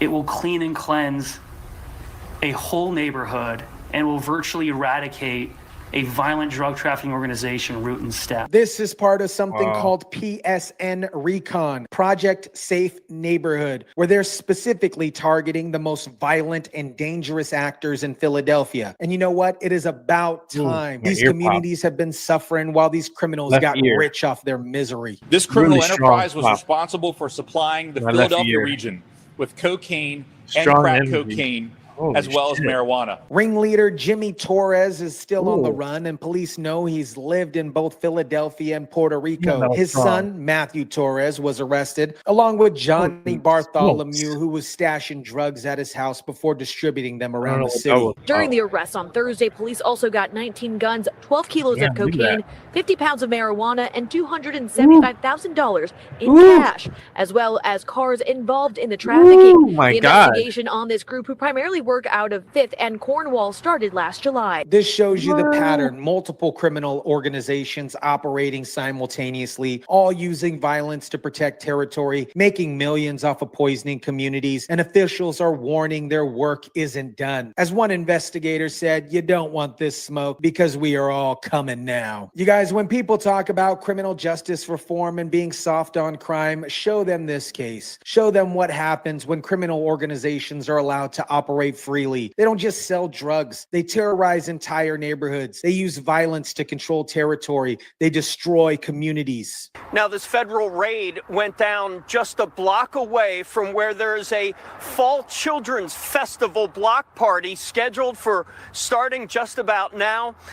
People and police say there is no doubt that party is a bit safer. This is the largest federal case by defendant count prosecuted by that office in this century. That tells you how significant this operation was and how much damage it was doing to Philadelphia communities. America, this is what real law enforcement looks like. After years of these criminal organizations operating with impunity, we finally have coordinated federal, state, and local law enforcement to dismantle entire criminal enterprises. The scenes we're seeing: 33 people arrested, dozens of guns seized, massive drug operations dismantled. This is what happens when law enforcement gets serious about protecting communities from organized crime. These weren't just drug dealers, you guys. This was an organized criminal enterprise that charged rent for territory, used systematic violence to eliminate competition, and terrorized entire neighborhoods for almost a decade. They had shift schedules, corporate structure, and advertising campaigns for their criminal Mickey D's. This is why we need strong law enforcement. This is why we need prosecutors who aren't afraid to go after these criminals. Communities can't heal when they're under siege. This isn't just about drugs. This is about organized crime taking over neighborhoods, and it takes organized law enforcement to fight back. Let me know what you think about this. Drop it down in the comment section down below. Smash the like button if you kindly would. Share, subscribe, and as always, guys, I'll catch you on the next one. Really nice into that one. We got lights out here. In a nice little dark. Taking down these individuals and the money and so forth, it's a good thing, right? But it's like, where are you going to put those people at, right? Where are you going to put them? We in the United States, we need to build more prisons, and that's why, I would love to send that message to Trump. It's like, if you want to do anything, let's build more prisons, and we can take in these individuals, or if they the worst of the worst, we can send them to El Salvador, and they could go over to their supermax, and they can have a great life there for the rest of their lives. So I'm happy that they went into Philadelphia, and I hope they do more operations there and really crack down on the violence there in Philadelphia and the prostitutions and all the craziness. That's like, oh my God, it's just crazy in Philadelphia. I have family there, so I know. And I've heard many gunshots when I stayed at my grandmother's house. So it's like, it's just weird times we're living in. That's for damn sure. And I just wish Chicago would do the same, what Philadelphia's doing. They're cleaning up their city. They had enough of it. They don't want it anymore. They're going after the bad guys, and they're arresting them and putting them behind bars and trying to clean up the city neighborhood by neighborhood. And how come Chicago can't do this? Why are they so afraid? Why their mayor is so against like cleaning up their city and getting rid of the illegal immigrants, the really bad individuals? You know, that's who they're going after. They're going after the worst of the worst because they know a lot of those criminals came out of jails. They released them. They released them from the jails. They're like, go get the fuck out of here. Leave our country. If you come back, we're gonna kill your ass. You know, and they left. Then they came to the United States. And we have them here. And the fact that people, the ignorant, stupid people, keep protesting outside on ICE and with their stupid inflatables, like it doesn't make any fucking sense. We're getting rid of the worst of the fucking worst. If there's collateral, there's collateral. If there's many people there together that are not, and they came in here illegally, well, guess what? They're caught up in it, and they're going to jail too, and they're going back to their country. So, like, enough is enough. It's time for let the fucking law do their thing. Like, come on. Like, it's just so ridiculous that it continues to happen, and all these protesters continue to go out there and harass the ICE officers every single day. I heard on one of the shows, it was a comedy thing. It was a sketch. I forgot who it was. He was like, we should change the name of ICE because when they get too aggressive, they're so mad at ICE. They hate ICE because it's too cold, or maybe it's just too cool. Like, they don't like ICE. So we should put put an end to it. And now we'll call it NICE. It'll be a national immigration. It's like, nice. Are you kidding me? Imagine them protesting. We hate nice. We hate nice. What? That's such a good idea. Put national in front of the name and just put the initial of N, and you have nice. I like it. Because they're going to be like, we hate nice. We hate nice. The fucking inflatables are going to look around like, what the fuck? We hate nice? Like, you really will fuck with their heads. Trust me, these liberals, they have little brain cells. So let's keep it moving with Tyson De La Cruz. This video of her arrest drew widespread attention. Ruiz's attorney says it all could have been avoided, while police say that she deserved to be arrested for disobeying instructions. America, we need to talk about Noelle Ruiz, a Detroit hot dog vendor who's been in the U.S. for 20 years, never bothered to become a citizen, and just got convicted for resisting arrest when police shut down her illegal food operation. But here's what's going to tee you off. Her attorney is trying to argue she had every right to resist because the officer supposedly had no authority to detain her. Your bacon wrap hot dogs might be amazing, but you're still operating illegally, and you're here illegally. Now she's facing deportation. One bacon wrapped hot dog to go, please.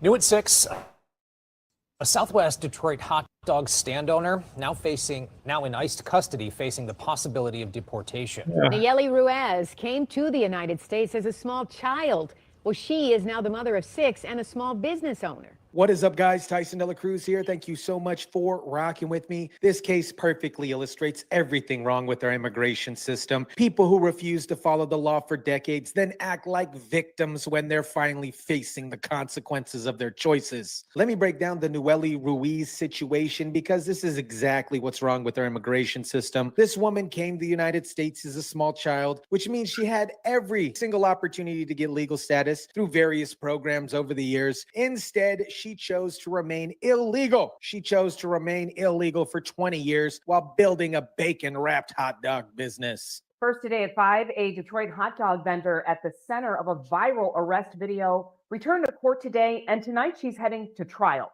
Now, she's 26 years old, the mother of 6 children, and facing felony charges for assaulting, resisting, and obstructing police. A judge ruled there's enough evidence to move forward in these charges. But listen to what her attorney, Ryan Hill, is trying to argue. But Ruiz's attorney, Ryan Hill, says the sergeant had no right to detain his client in the first place. All I can go by is the issuing citations from Sergeant Rios. And if you look at those citations, the definition section talks about it having to be on a public street or a sidewalk or some type of easement. Her attorney is trying to argue that Sergeant Rios had no right to detain his client in the first place. This attorney is trying to argue that because his client is operating an illegal business while being in the country illegally, she had the right to resist arrest. That is not how the law works, counselor. Stop service right now. It's closed, everybody.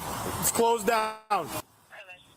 Police make an arrest as they shut down a popular food stand in southwest Detroit. The food stand known as Dopey's Fire Hot Dogs is pretty popular and has a big following online with more than 7,200 followers on TikTok. Look at this body cam footage. The officer clearly tells everybody, stop service right now. It's closed. Everybody, it's closed down. This wasn't some aggressive police action. This was basic law enforcement telling an illegal operation to shut down. But instead of complying with lawful orders, Ruiz decided to argue and resist. And now her attorney is trying to make her the victim in this situation. His client, who's been in the U.S. for 20 years, now also faces deportation. She's not doing very well. And the first thing she said to me is, I just want to see my children. Well, maybe you should have thought about your children before choosing to remain illegal for 20 years and then resisting arrest when police shut down her illegal business. You don't get to play the victim card when you've been breaking the law for 2 decades. But Sunday, Detroit police called after reports of a large crowd gathering near their usual setup on Springwells near Whitaker. Police say selling food illegally. No. It's closed for business. There's no waiting. This is a minor issue that turned into a major issue because she just didn't want to cooperate. Getting permits isn't rocket science. Following immigration law isn't impossible, but some people think the rules don't apply to them. Her business partner, Eric Gibbons, tried to defend her, saying, kind of pulled back because he kind of grabbed her, like snatched her up. And she was scared. But being scared doesn't give you the right to resist arrest when you're operating illegally. It could have been a different way, of controlling it. Usually seen here. Mayo and mustard. And all over social media with lines of people waiting to get their Mexican-style dogs. It's been viral on TikTok. Everybody, like even food reviewers, have came over here and checked them out. Look, I do not care how good your bacon wrap hot dogs are. If you're operating illegally and you're in the country illegally, there are consequences. Why didn't he get the license? Nobody wants to say. Ruiz had 20 years. And why didn't that legal? 20 years. She could have applied for various different forms of relief. She could have gotten married to a citizen. She could have found an employer to sponsor her. Instead, she chose to remain illegal. Were you pulling her hair at that point? I was holding her jacket. Her hair is there also. Okay, so you're pulling her hair? No. Sergeant David Rios says it wasn't intentional. Ruiz became emotional watching the footage from Rios's body camera. I understand this is emotional for her, but when you make the choice to operate illegally for years and then resist when police shut you down, you don't get to cry about the consequences. An officer made a great point about all this. I can't just wheel down my stove to the corner and just start selling food. It just doesn't work like that. Yeah, I'm a little sad how things went down. We'll be back. All right, the owner we spoke with says they're in the process of getting a permit, and Ruiz is out on a $10,000 personal bond. Where was this permit process for the years that they were operating illegally? Why did it take an arrest to suddenly care about following the law? And here's what gets me fired up about this whole situation. While illegal vendors like Ruiz operate without permits, legitimate businesses are getting crushed by regulations, taxes, and compliance costs. It's completely unfair competition. A coalition of Mexican restaurants in our state is getting ready to sue over unlicensed food vendors that they say are operating illegally and unsafely. And we've learned local health departments are seeing a recent increase in unlicensed vendors. They say these illegal operators are not only breaking the law, but operating unsafely. And local health departments are seeing a recent increase in unlicensed vendors. pretty easy to tell who has a business license and who doesn't, or a health permit, because health permit requires you to have a hand washing sink and have cold storage for your meats. If your meats are sitting out, they usually set up around 5 p.m., close around 2 a.m. without refrigeration. That can't be permitted. So not only are these illegal vendors undercutting legitimate businesses on prices, they're potentially serving unsafe food to the public. No hand washing sinks, no refrigeration, no health inspection. But hey, the hot dogs taste good, right? Now here's some good news. Federal authorities are finally cracking down on this illegal vendor problem nationwide. Also tonight, chaos on Canal Street when federal agents swarm in to crack down on street vendors. Of course, all of this going down in our area, popular with tourists and New Yorkers alike looking for a bargain. If we look back what just happened in Canal Street in New York, federal agents swarmed in to crack down on street vendors. This was a joint federal operation, including Immigration and Customs, FBI, DEA, ATF, IRS, and Border Patrol. They're target street vendors who sell other people. According to Homeland Security, quote, during this law enforcement operation, rioters who were shouting obscenities became violent and obstructed law enforcement. And of course, look at the response. Rioters shouting obscenities, becoming violent and obstructing law enforcement. Just like Ruiz, these illegal vendors and their supporters think they have the right to break the law and operate without permits. They don't. Here's the hard truth. If you're in this country illegally for 20 years and you're operating illegal businesses, you are not a victim when there are finally consequences. You are somebody who chose to ignore the law for decades. Ruiz came here as a small child, which means she had access to various forms of relief over the years. She could have applied for DACA when it was available. She could have found other pathways to legal status. Instead, she chose to remain illegal while building a business and having 6 kids. Now she's facing deportation and her first concern is, I just want to see my children. Well, maybe she should have thought about that before spending 20 years ignoring immigration law, then resisting arrest when police shut down her illegal operation. Your bacon-wrapped hot dogs can be amazing, but you're still operating illegally and you're here illegally. The taste of your food doesn't give you a pass to follow the law. And her attorney trying to argue that she had the right to resist arrest because the detention was supposedly unlawful. That is exactly the kind of legal maneuvering that enables people to continue breaking the law for decades. America, the Noelle Ruiz case represents everything wrong with how we handle illegal immigration and illegal business operations. 20 years in this country, never bothered to get legal status, operating without permits, and then resisting arrest when finally held accountable. This isn't about being anti-immigration. This is about following the law. Legal immigrants and American citizens who follow the rules, pay taxes, and get proper permits shouldn't have to compete against people who ignore all of those requirements. According to TikTok, these bacon wrap hot dogs taste amazing, but your food doesn't give you a pass on immigration law or business regulations. If you choose to remain illegal for 20 years while operating illegal businesses, there are consequences. The scenes we're seeing, federal raids, deportation proceedings, felony charges. This is what happens when we finally get serious about enforcing basic law that everyone else has to follow. Illegal vending is illegal vending, and being in this country illegally is being in this country illegally. It's not hard to get permits. It's not impossible to fix your immigration status if you actually try. Let me know what you think about this. Drop it down in the comment section down below. Smash the like button if you kindly would. Share, subscribe, and as always, guys, I'll catch you on the next one.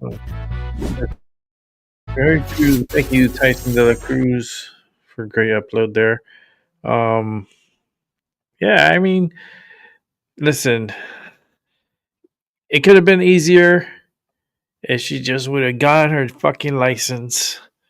If she would have got a license, got a tax form, a taxable business. She had a lot of line. She shouldn't be worried about, paying the fair share, because you tax the people and you just pass the tax on to the people. They'll pay it. But, at least have a legit business. But no, it's like they try to get away with it for as long as they could, and they got busted. I think that little Facebook or TikTok-y stuff, The feds are looking at all that stuff. They're looking at all those apps. So anything you put on the internet can be used against you in the court of law. Anything and everything you put in the internet. If you put just a keyboard, press of a keyboard, you put it like just press a letter, that gets like sent to a database that they know your keyboard was pressed. Like it's wild technology, the way things are. People can't just get away with shit anymore. It's pretty hard these days. It's like in the internet, AI is gonna be wait until like 2030 and how AI is gonna be the new police force, and they're gonna monitor everything on the internet, and they're gonna monitor people's like all forms of communications, and they'll have a profile of every single person and what they do on their daily basis. It's gonna be crazy. Wow, look, even the camera's crazy. I gotta put I need a lighter. Let me see. There you go. Let me see. I could put it. I don't know why is it not zooming in, right? Let me see if it zooms in and zooms out. I don't look too good. There you go. That's weird. That's really has to happen. They're like, Rick, you're saying too much. We're gonna fuck up your show. It's like, damn, man, that's fucked up. We'll continue on with another episode of Tyson De La Cruz. I'm having a good time. How about y'all? Keep it moving. A sophisticated burglary ring targeting homes of Asian business owners. America, what I'm about to expose is going to blow your mind and make you furious at the same time. For the past 11 months, Colombian crime rings have been conducting systematic campaigns across multiple states using air tags, trail cameras, and professional surveillance techniques to target Asian American business owners. They're disguising themselves as Amazon delivery drivers and landscapers, conducting weeks of intelligence gatherings and stealing hundreds of thousands of dollars based on calculated stereotypes about cash businesses. But here's what's really going to make your blood boil. These are foreign criminals who shouldn't even be in our country in the first place, terrorizing hardworking American families.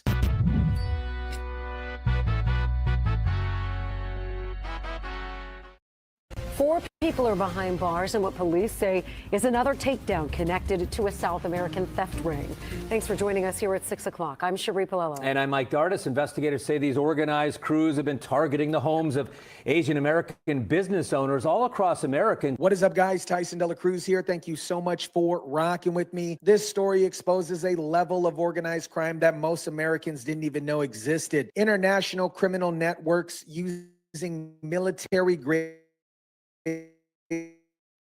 surveillance techniques to systematically rob American citizens, and it's been happening right under our noses for almost a year. Let me break down this 11-month criminal enterprise, because what we're dealing with is not just random burglaries. It's coordinated international operations that's been terrorizing Asian American families across the entire United States. I've learned this is a big problem here in Montgomery County. We're also learning tonight that this group of criminals is using sophisticated technology to track their victims. Montgomery authorities are calling this an epidemic and discovered these criminals are using sophisticated technology, including Apple AirTags, trail cameras, and physical surveillance to track their victims. This isn't optimistic crime. This is professional level criminal intelligence gathering. First, these groups were targeting luxury homes. During our investigation into those cases, I learned they were also targeting homes of Asian American business owners. The criminal enterprise evolved over time. They started with luxury home invasions, but then identified Asian American business owners as more profitable and predictable targets. This shows their calculated nature and their operations and their ability to adapt to criminal strategies. Investigators say these thieves are tracking the business owners, but they strike when they're at work,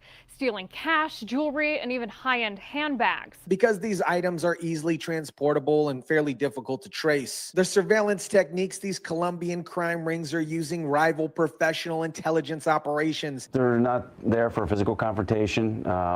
They are following them home to learn their patterns, their cars, who's staying at the residence, how long it's going to take them to get from their place of business home. Study their daily patterns, identify their vehicles, map out who lives in each residence, and travel routes between work and home. This is military-grade intelligence gathering applied to a criminal enterprise. And get this, guys, they're using Apple AirTags to track victims' vehicles, allowing them to monitor movement patterns without maintaining physical surveillance. This technology gives them real-time location data, helps them determine when homes are going to be empty. Deputies say the undocumented group of Colombian criminals specifically targeted the homes of Asian business owners.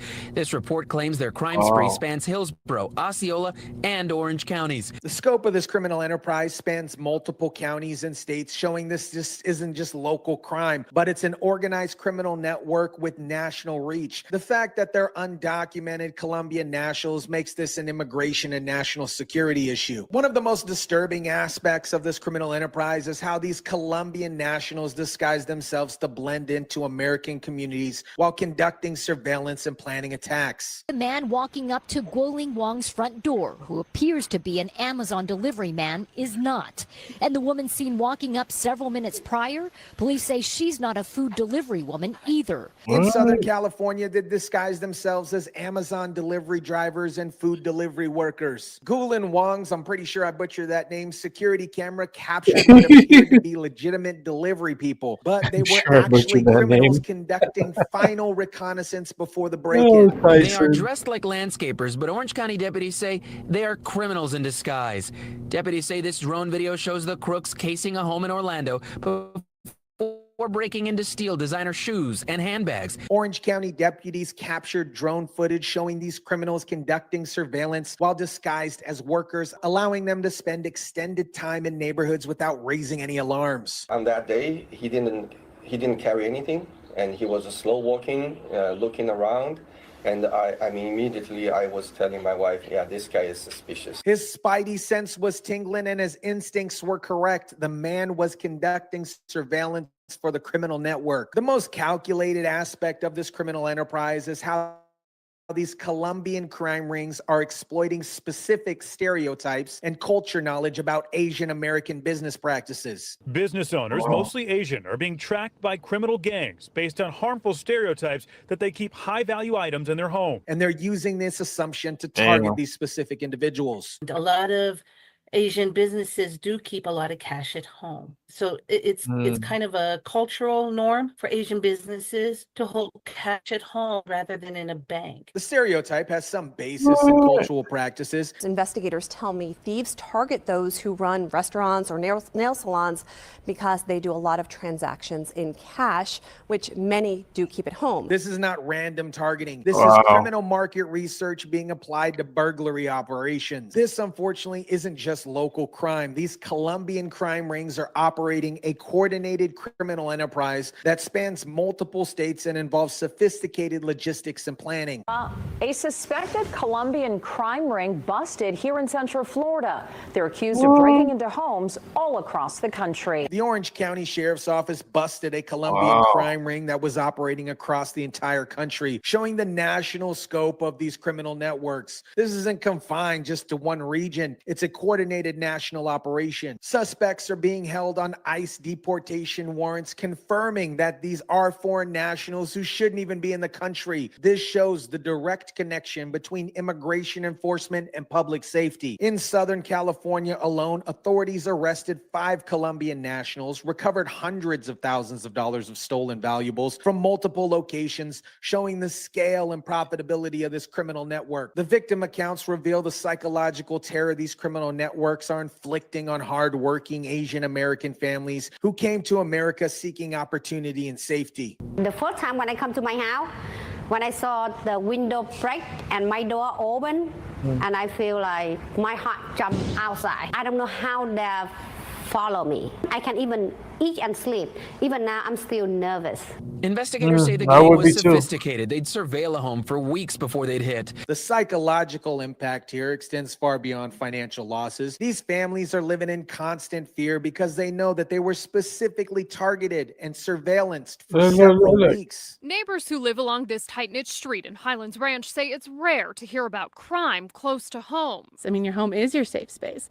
So that really shocks me to hear that that's happening on my street. We're always good about locking our doors, but apparently that isn't nearly enough. The criminal's professional level of planning makes a standard home security system inadequate. Watch as within minutes, the man and two others run out of Wong's house with a backpack and luggage filled with tens of thousands of dollars of valuables. Collectibles, cash, and collector bags. They know exactly what they're looking for and where to find it because there's extensive surveillance. We know that these incidents aren't only attacking Asians, but we are being disproportionately targeted. America, what we're witnessing is an 11-month terror campaign by Colombian crime rings that are systematically exploiting stereotypes and cultural differences to target Asian American business owners. This isn't random crimes. This is organized international criminal enterprise operating on American soil with military-grade surveillance techniques. The sophistication is terrifying, using Apple AirTags to track vehicles, disguising themselves as delivery workers and landscapers, conducting weeks of surveillance and exploiting cultural knowledge about cash businesses and home security practices. This is professional level criminal intelligence gathering. The multiple state scope shows we're dealing with organized crime networks that span the entire country, from Florida to California to Colorado. These Colombian nationals are systematically targeting American citizens based on calculated stereotypes and cultural vulnerabilities.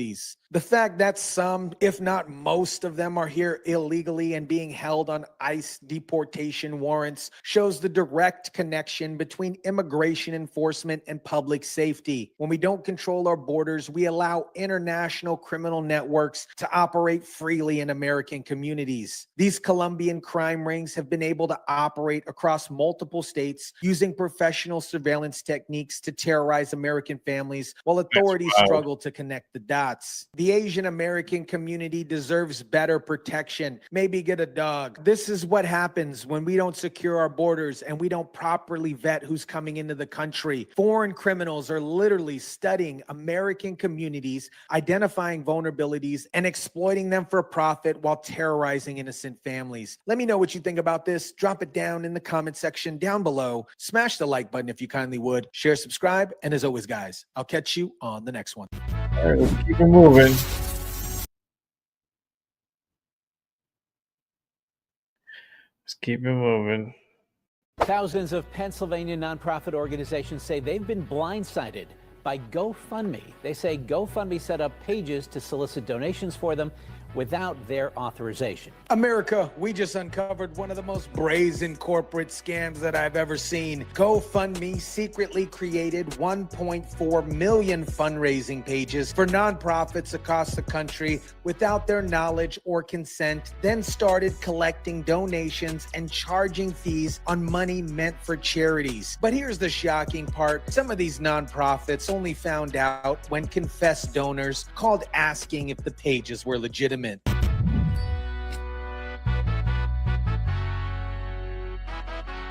One of our patrons at the library wanted to make a donation in someone's name who had passed away. He says the person went online and found a GoFundMe page tied to the library's nonprofit and wanted to know if it was legit. And it's something that we did not set up. We weren't sure what was going on. What is up, guys? Tyson De La Cruz here. Thank you so much for rocking with me. This isn't just corporate overreach. This is digital identity theft on a massive scale, and it exposes how these tech platforms think that they can do whatever they want with other people's organizations and reputation. Let me break down just how massive this GoFundMe operation really was. We're not talking about a few dozen pages or even a few hundred. They created fundraising pages for, get this, 1.4 million nonprofits using public IRS data, essentially hacking the digital presence of every major charity in America. GoFundMe has taken upon itself to create nonprofit pages for 1.4 million 501c3 organizations. That's crazy. Using public IRS data along with information from trusted partners like the PayPal Giving Fund, which really make it easy for nonprofit organizations to connect with our community of over 200 million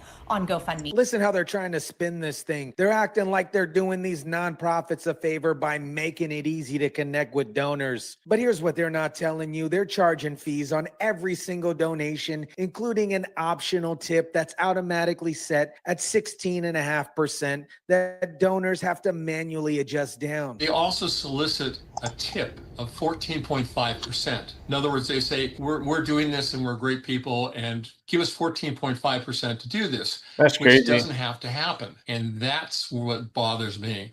when we checked, the optional tip was actually set for 16.5%.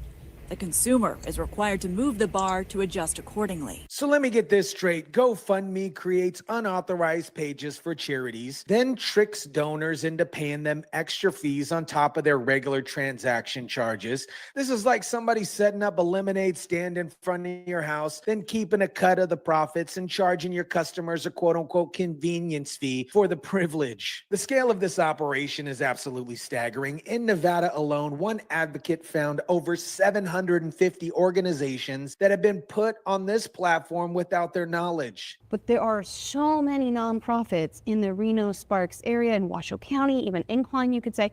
My precursory little review where I was scamming, I saw more than 750 organizations on this page. So my plea to the community is to please go to GoFundMe, sort by the donations and nonprofits category, and look for your organization to see if your organization is represented on the platform. Yeah. Now let's talk about the money, because this is where GoFundMe's scheme really gets disgusting. They're not just creating unauthorized pages, they're profiting off of every single donation, while the actual Yeah, me and Tessie was talking have about no this. idea what's happening. Here's how the fee structure works. They charge nonprofits 2.2% plus 30 cents per donation, plus that optional tip that's automatically set to 16.5%. For individual fundraisers, the fee goes up to 2.9%. But here's the kicker. If a nonprofit doesn't quote unquote claim the page, they have no visibility into who's donating or how much money is being collected. They don't have the ability to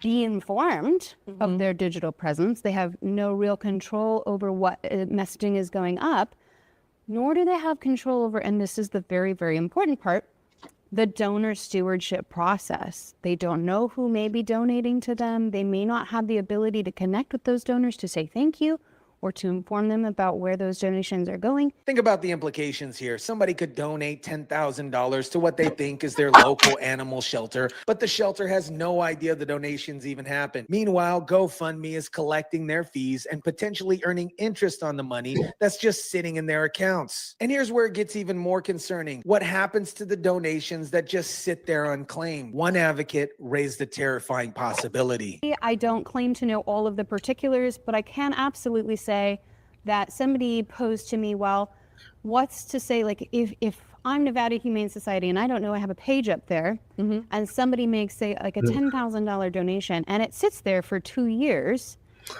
is there a policy Is there in an place? absorption? Right. or If no what? one Right. redeems that after 2 years, does that mean that GoFundMe can now keep it? So GoFundMe could potentially be sitting on millions of dollars in unclaimed donations, Tyson, we're earning talking about interest this on that on money, while Thursday. the charities it was meant for never sees a freaking dime. This, my friends, is corporate theft disguised as charity facilitation. But the financial exploitation is just part of the problem. GoFundMe is also manipulating search results to intercept donations that should go directly to these nonprofits. There's a big risk in that.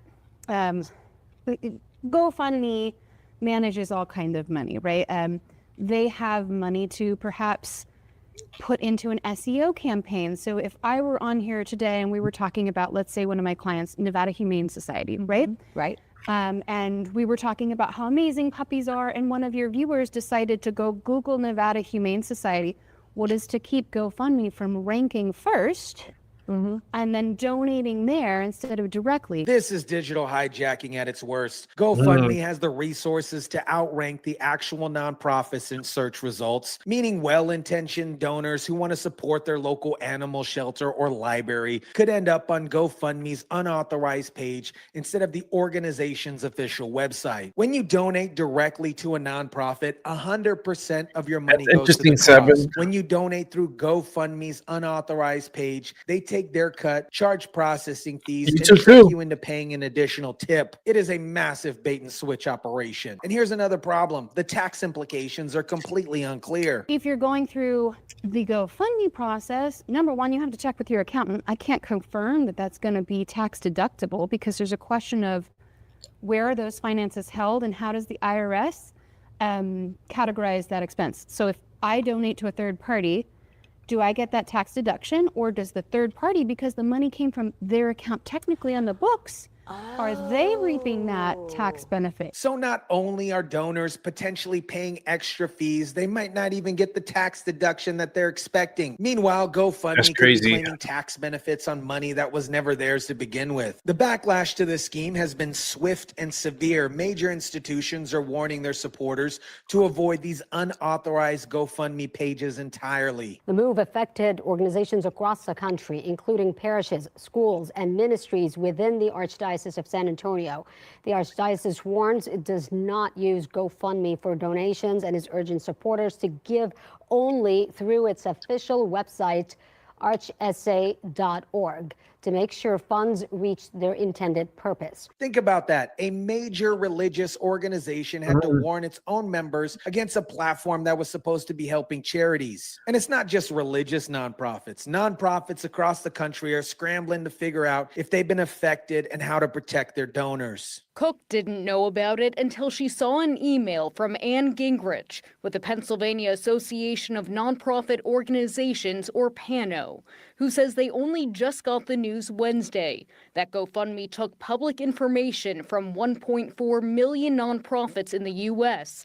and used it to make a donation page for each one. These organizations found out about their own fundraising pages through third-party warnings. Faced with massive backlash, GoFundMe is now trying to do damage control, but their response shows just how tone deaf and how arrogant this company really is. In response, GoFundMe apologized, saying its nonprofit pages initiative missed the mark and caused confusion.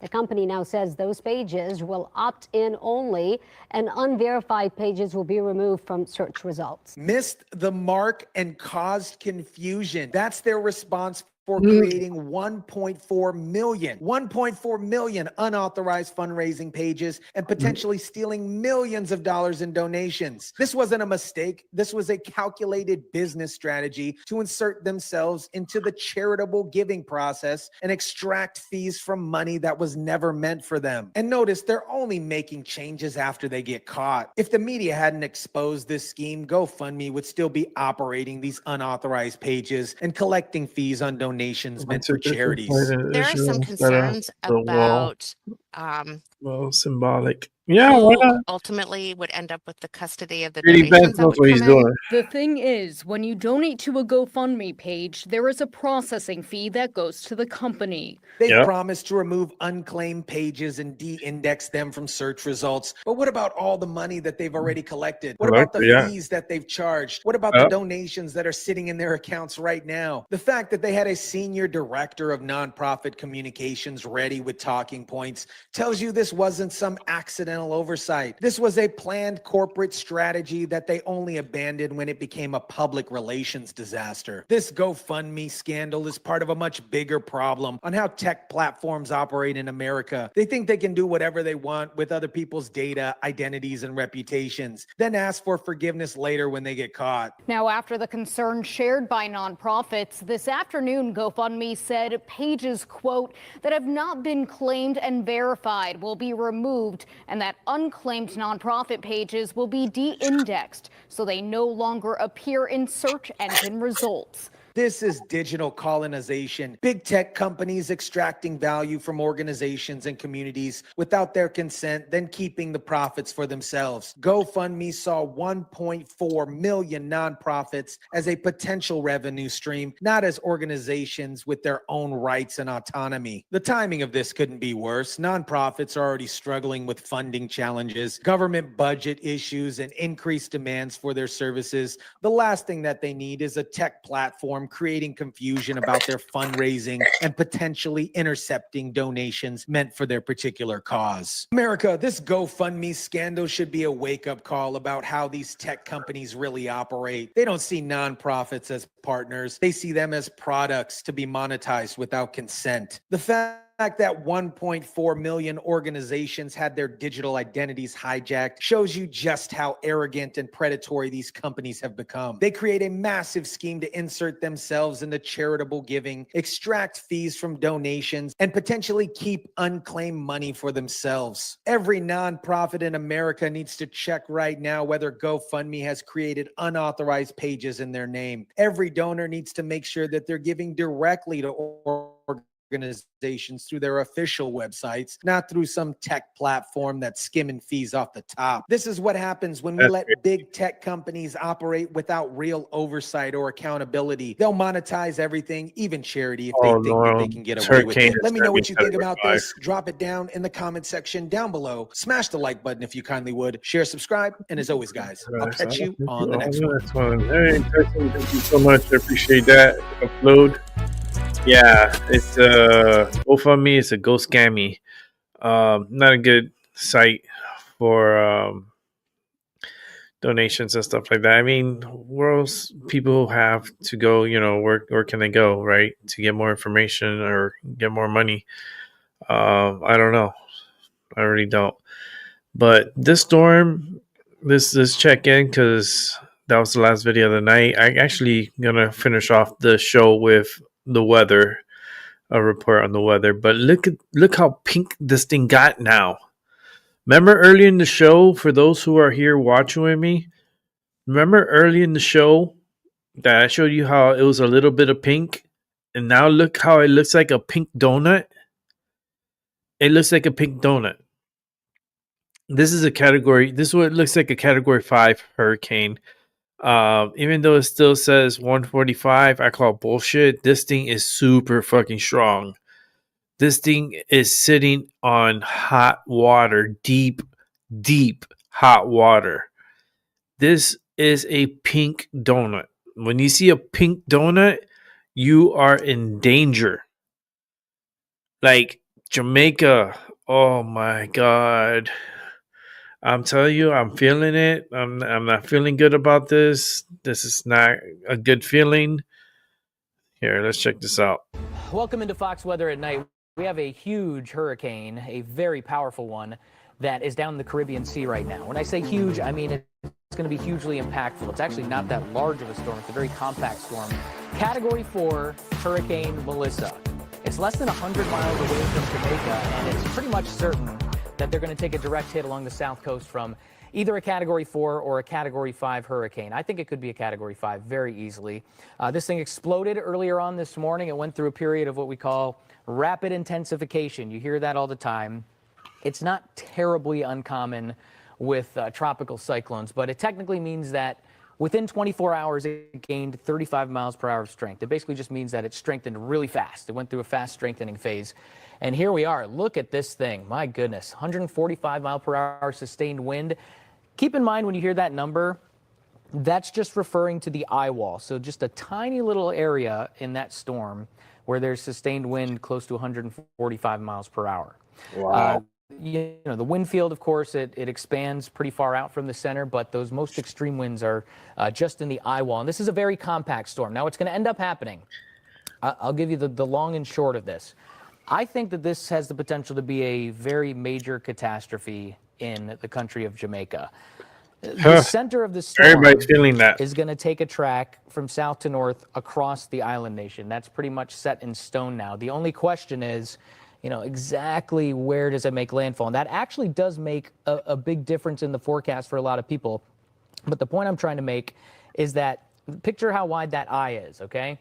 Remember, the extreme wind right around the eye. There's going to be a swath wherever it ends up going across, whether it's there, whether it's there, whether it's a little closer to Kingston. The forecast right now is a little farther toward the west, but there's going to be a swath as wide as the eye where it's just going to look like a buzzsaw across the entire nation. That's what you get with a Category 4 or Category 5 hurricane. This is not something you see every day. It is a very, very big deal. This is not a cry wolf situation. If you live in Jamaica, I know you've been through some tropical systems at points here or there. This is going to be close to Gilbert in 1988, and it actually has the potential to be worse in some ways. There's going to be extremely heavy rain, really bad storm surge, likely in Kingston. They're forecasting 13 feet of storm surge right now. To put that in perspective, the airport out there, which is on a barrier island, is 10 feet above sea level. So that would put the airport underwater. You know who's really good at explaining all these differences between impacts? Brian Norcross, our hurricane expert. He did it a little bit earlier on today. I think this is a fantastic segment. Listen in. Where exactly this comes ashore is really critical because in terms of the population on Jamaica, obviously whoever gets the worst of it, it's horrible for them in terms of the wind, but the wind, as you'll see, is in a smaller area, but here is when it's pushing all the storm surge in. Now, in terms of the size of the storm, this is the Hurricane Center's estimate of how big it will be at landfall if it obviously comes ashore with the center right there. So here are the hurricane force sustained winds, and here are the hurricane force gusts, obviously coming into Kingston. But since we can't precisely do that, a wobble to the right of 50 miles puts so much more in Kingston. And in any case, it's putting the rain against the mountains this entire time. Well, the sun is down now, but I wanted to show you the last few scans of the visible satellite before it went down, because it is quite a spectacular thing to see meteorologically. Not every day you get a hurricane that looks like this in the Atlantic basin. Obviously, it's happened before, but my goodness, that is unbelievable. Wow. When you look at a close look at the center of it, you can really tell it's been going through an intense strengthening phase, basically throughout the day. It did the rapid intensification between, I think it was 11 a.m.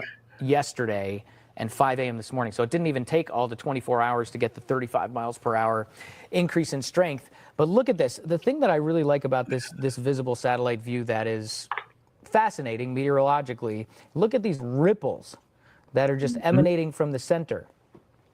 So that's because we've got strengthening thunderstorms here at the core, and that's how things work in meteorology. You get convergence at the surface, upward rising motion, big thunderstorms, and then up top, way up high in the atmosphere, you see divergence. So it literally just looks like ripples, like if you threw a rock in a lake or something like that.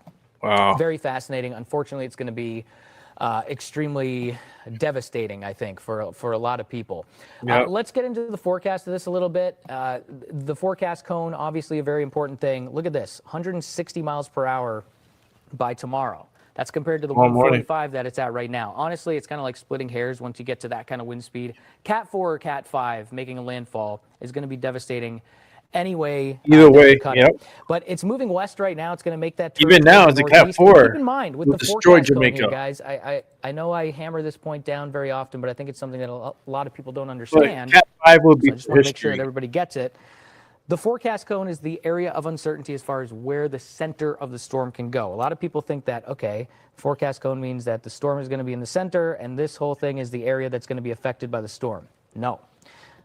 The storm could go like this. That's where the center of the storm could go, in which case you're going to have, the big impacts like that.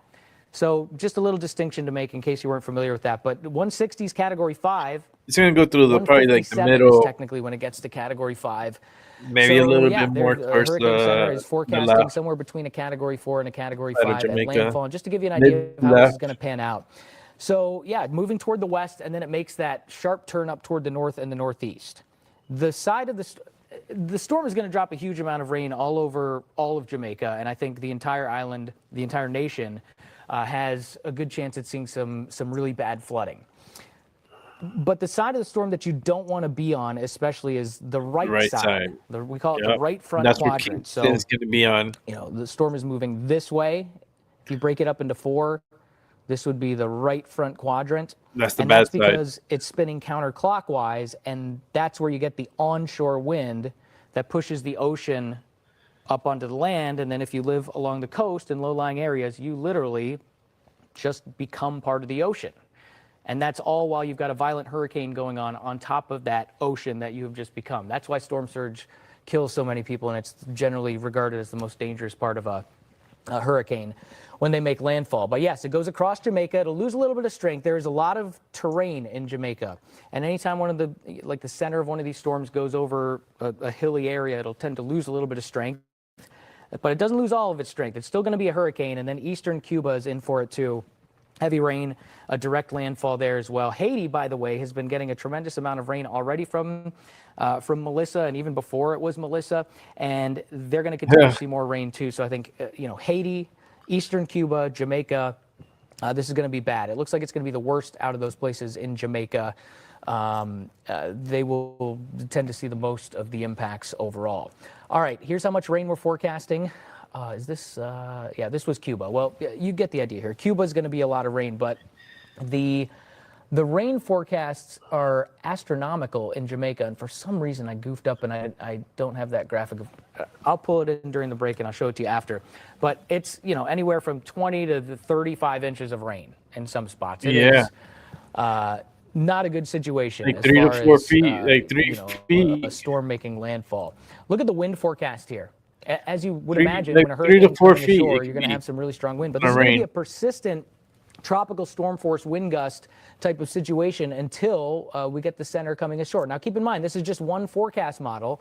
It's clearly showing the center hitting the southwest side of Jamaica, which is still going to put a lot of storm surge into Kingston. And, the entire area that's on the right side of where it's making landfall, you notice on the back side of it, you get offshore flow. So, sometimes you'll actually see the water recede a little bit. I remember seeing scenes like that with Irma in parts of, was that Irma? Was it Tampa Bay?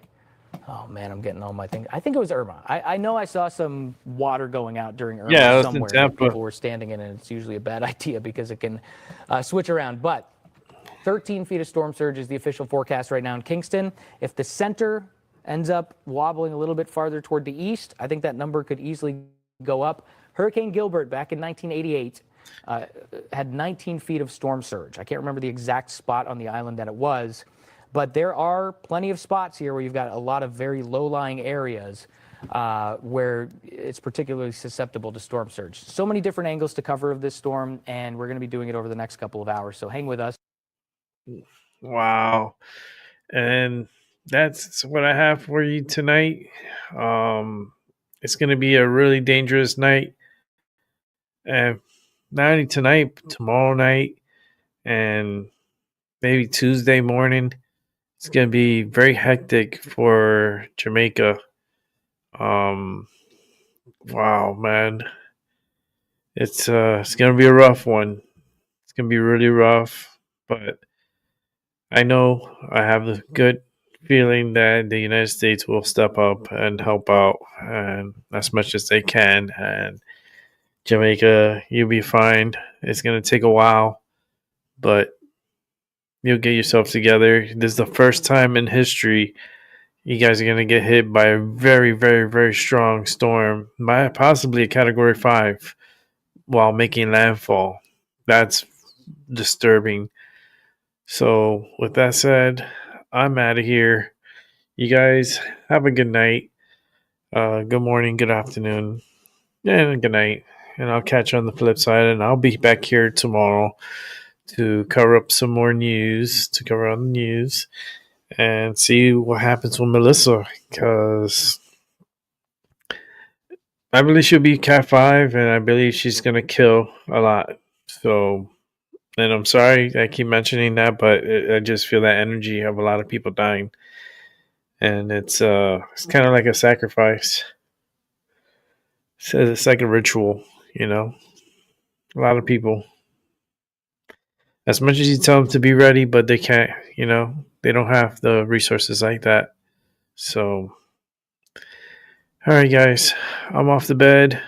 Hope you guys are off to bed too. Good night, everyone.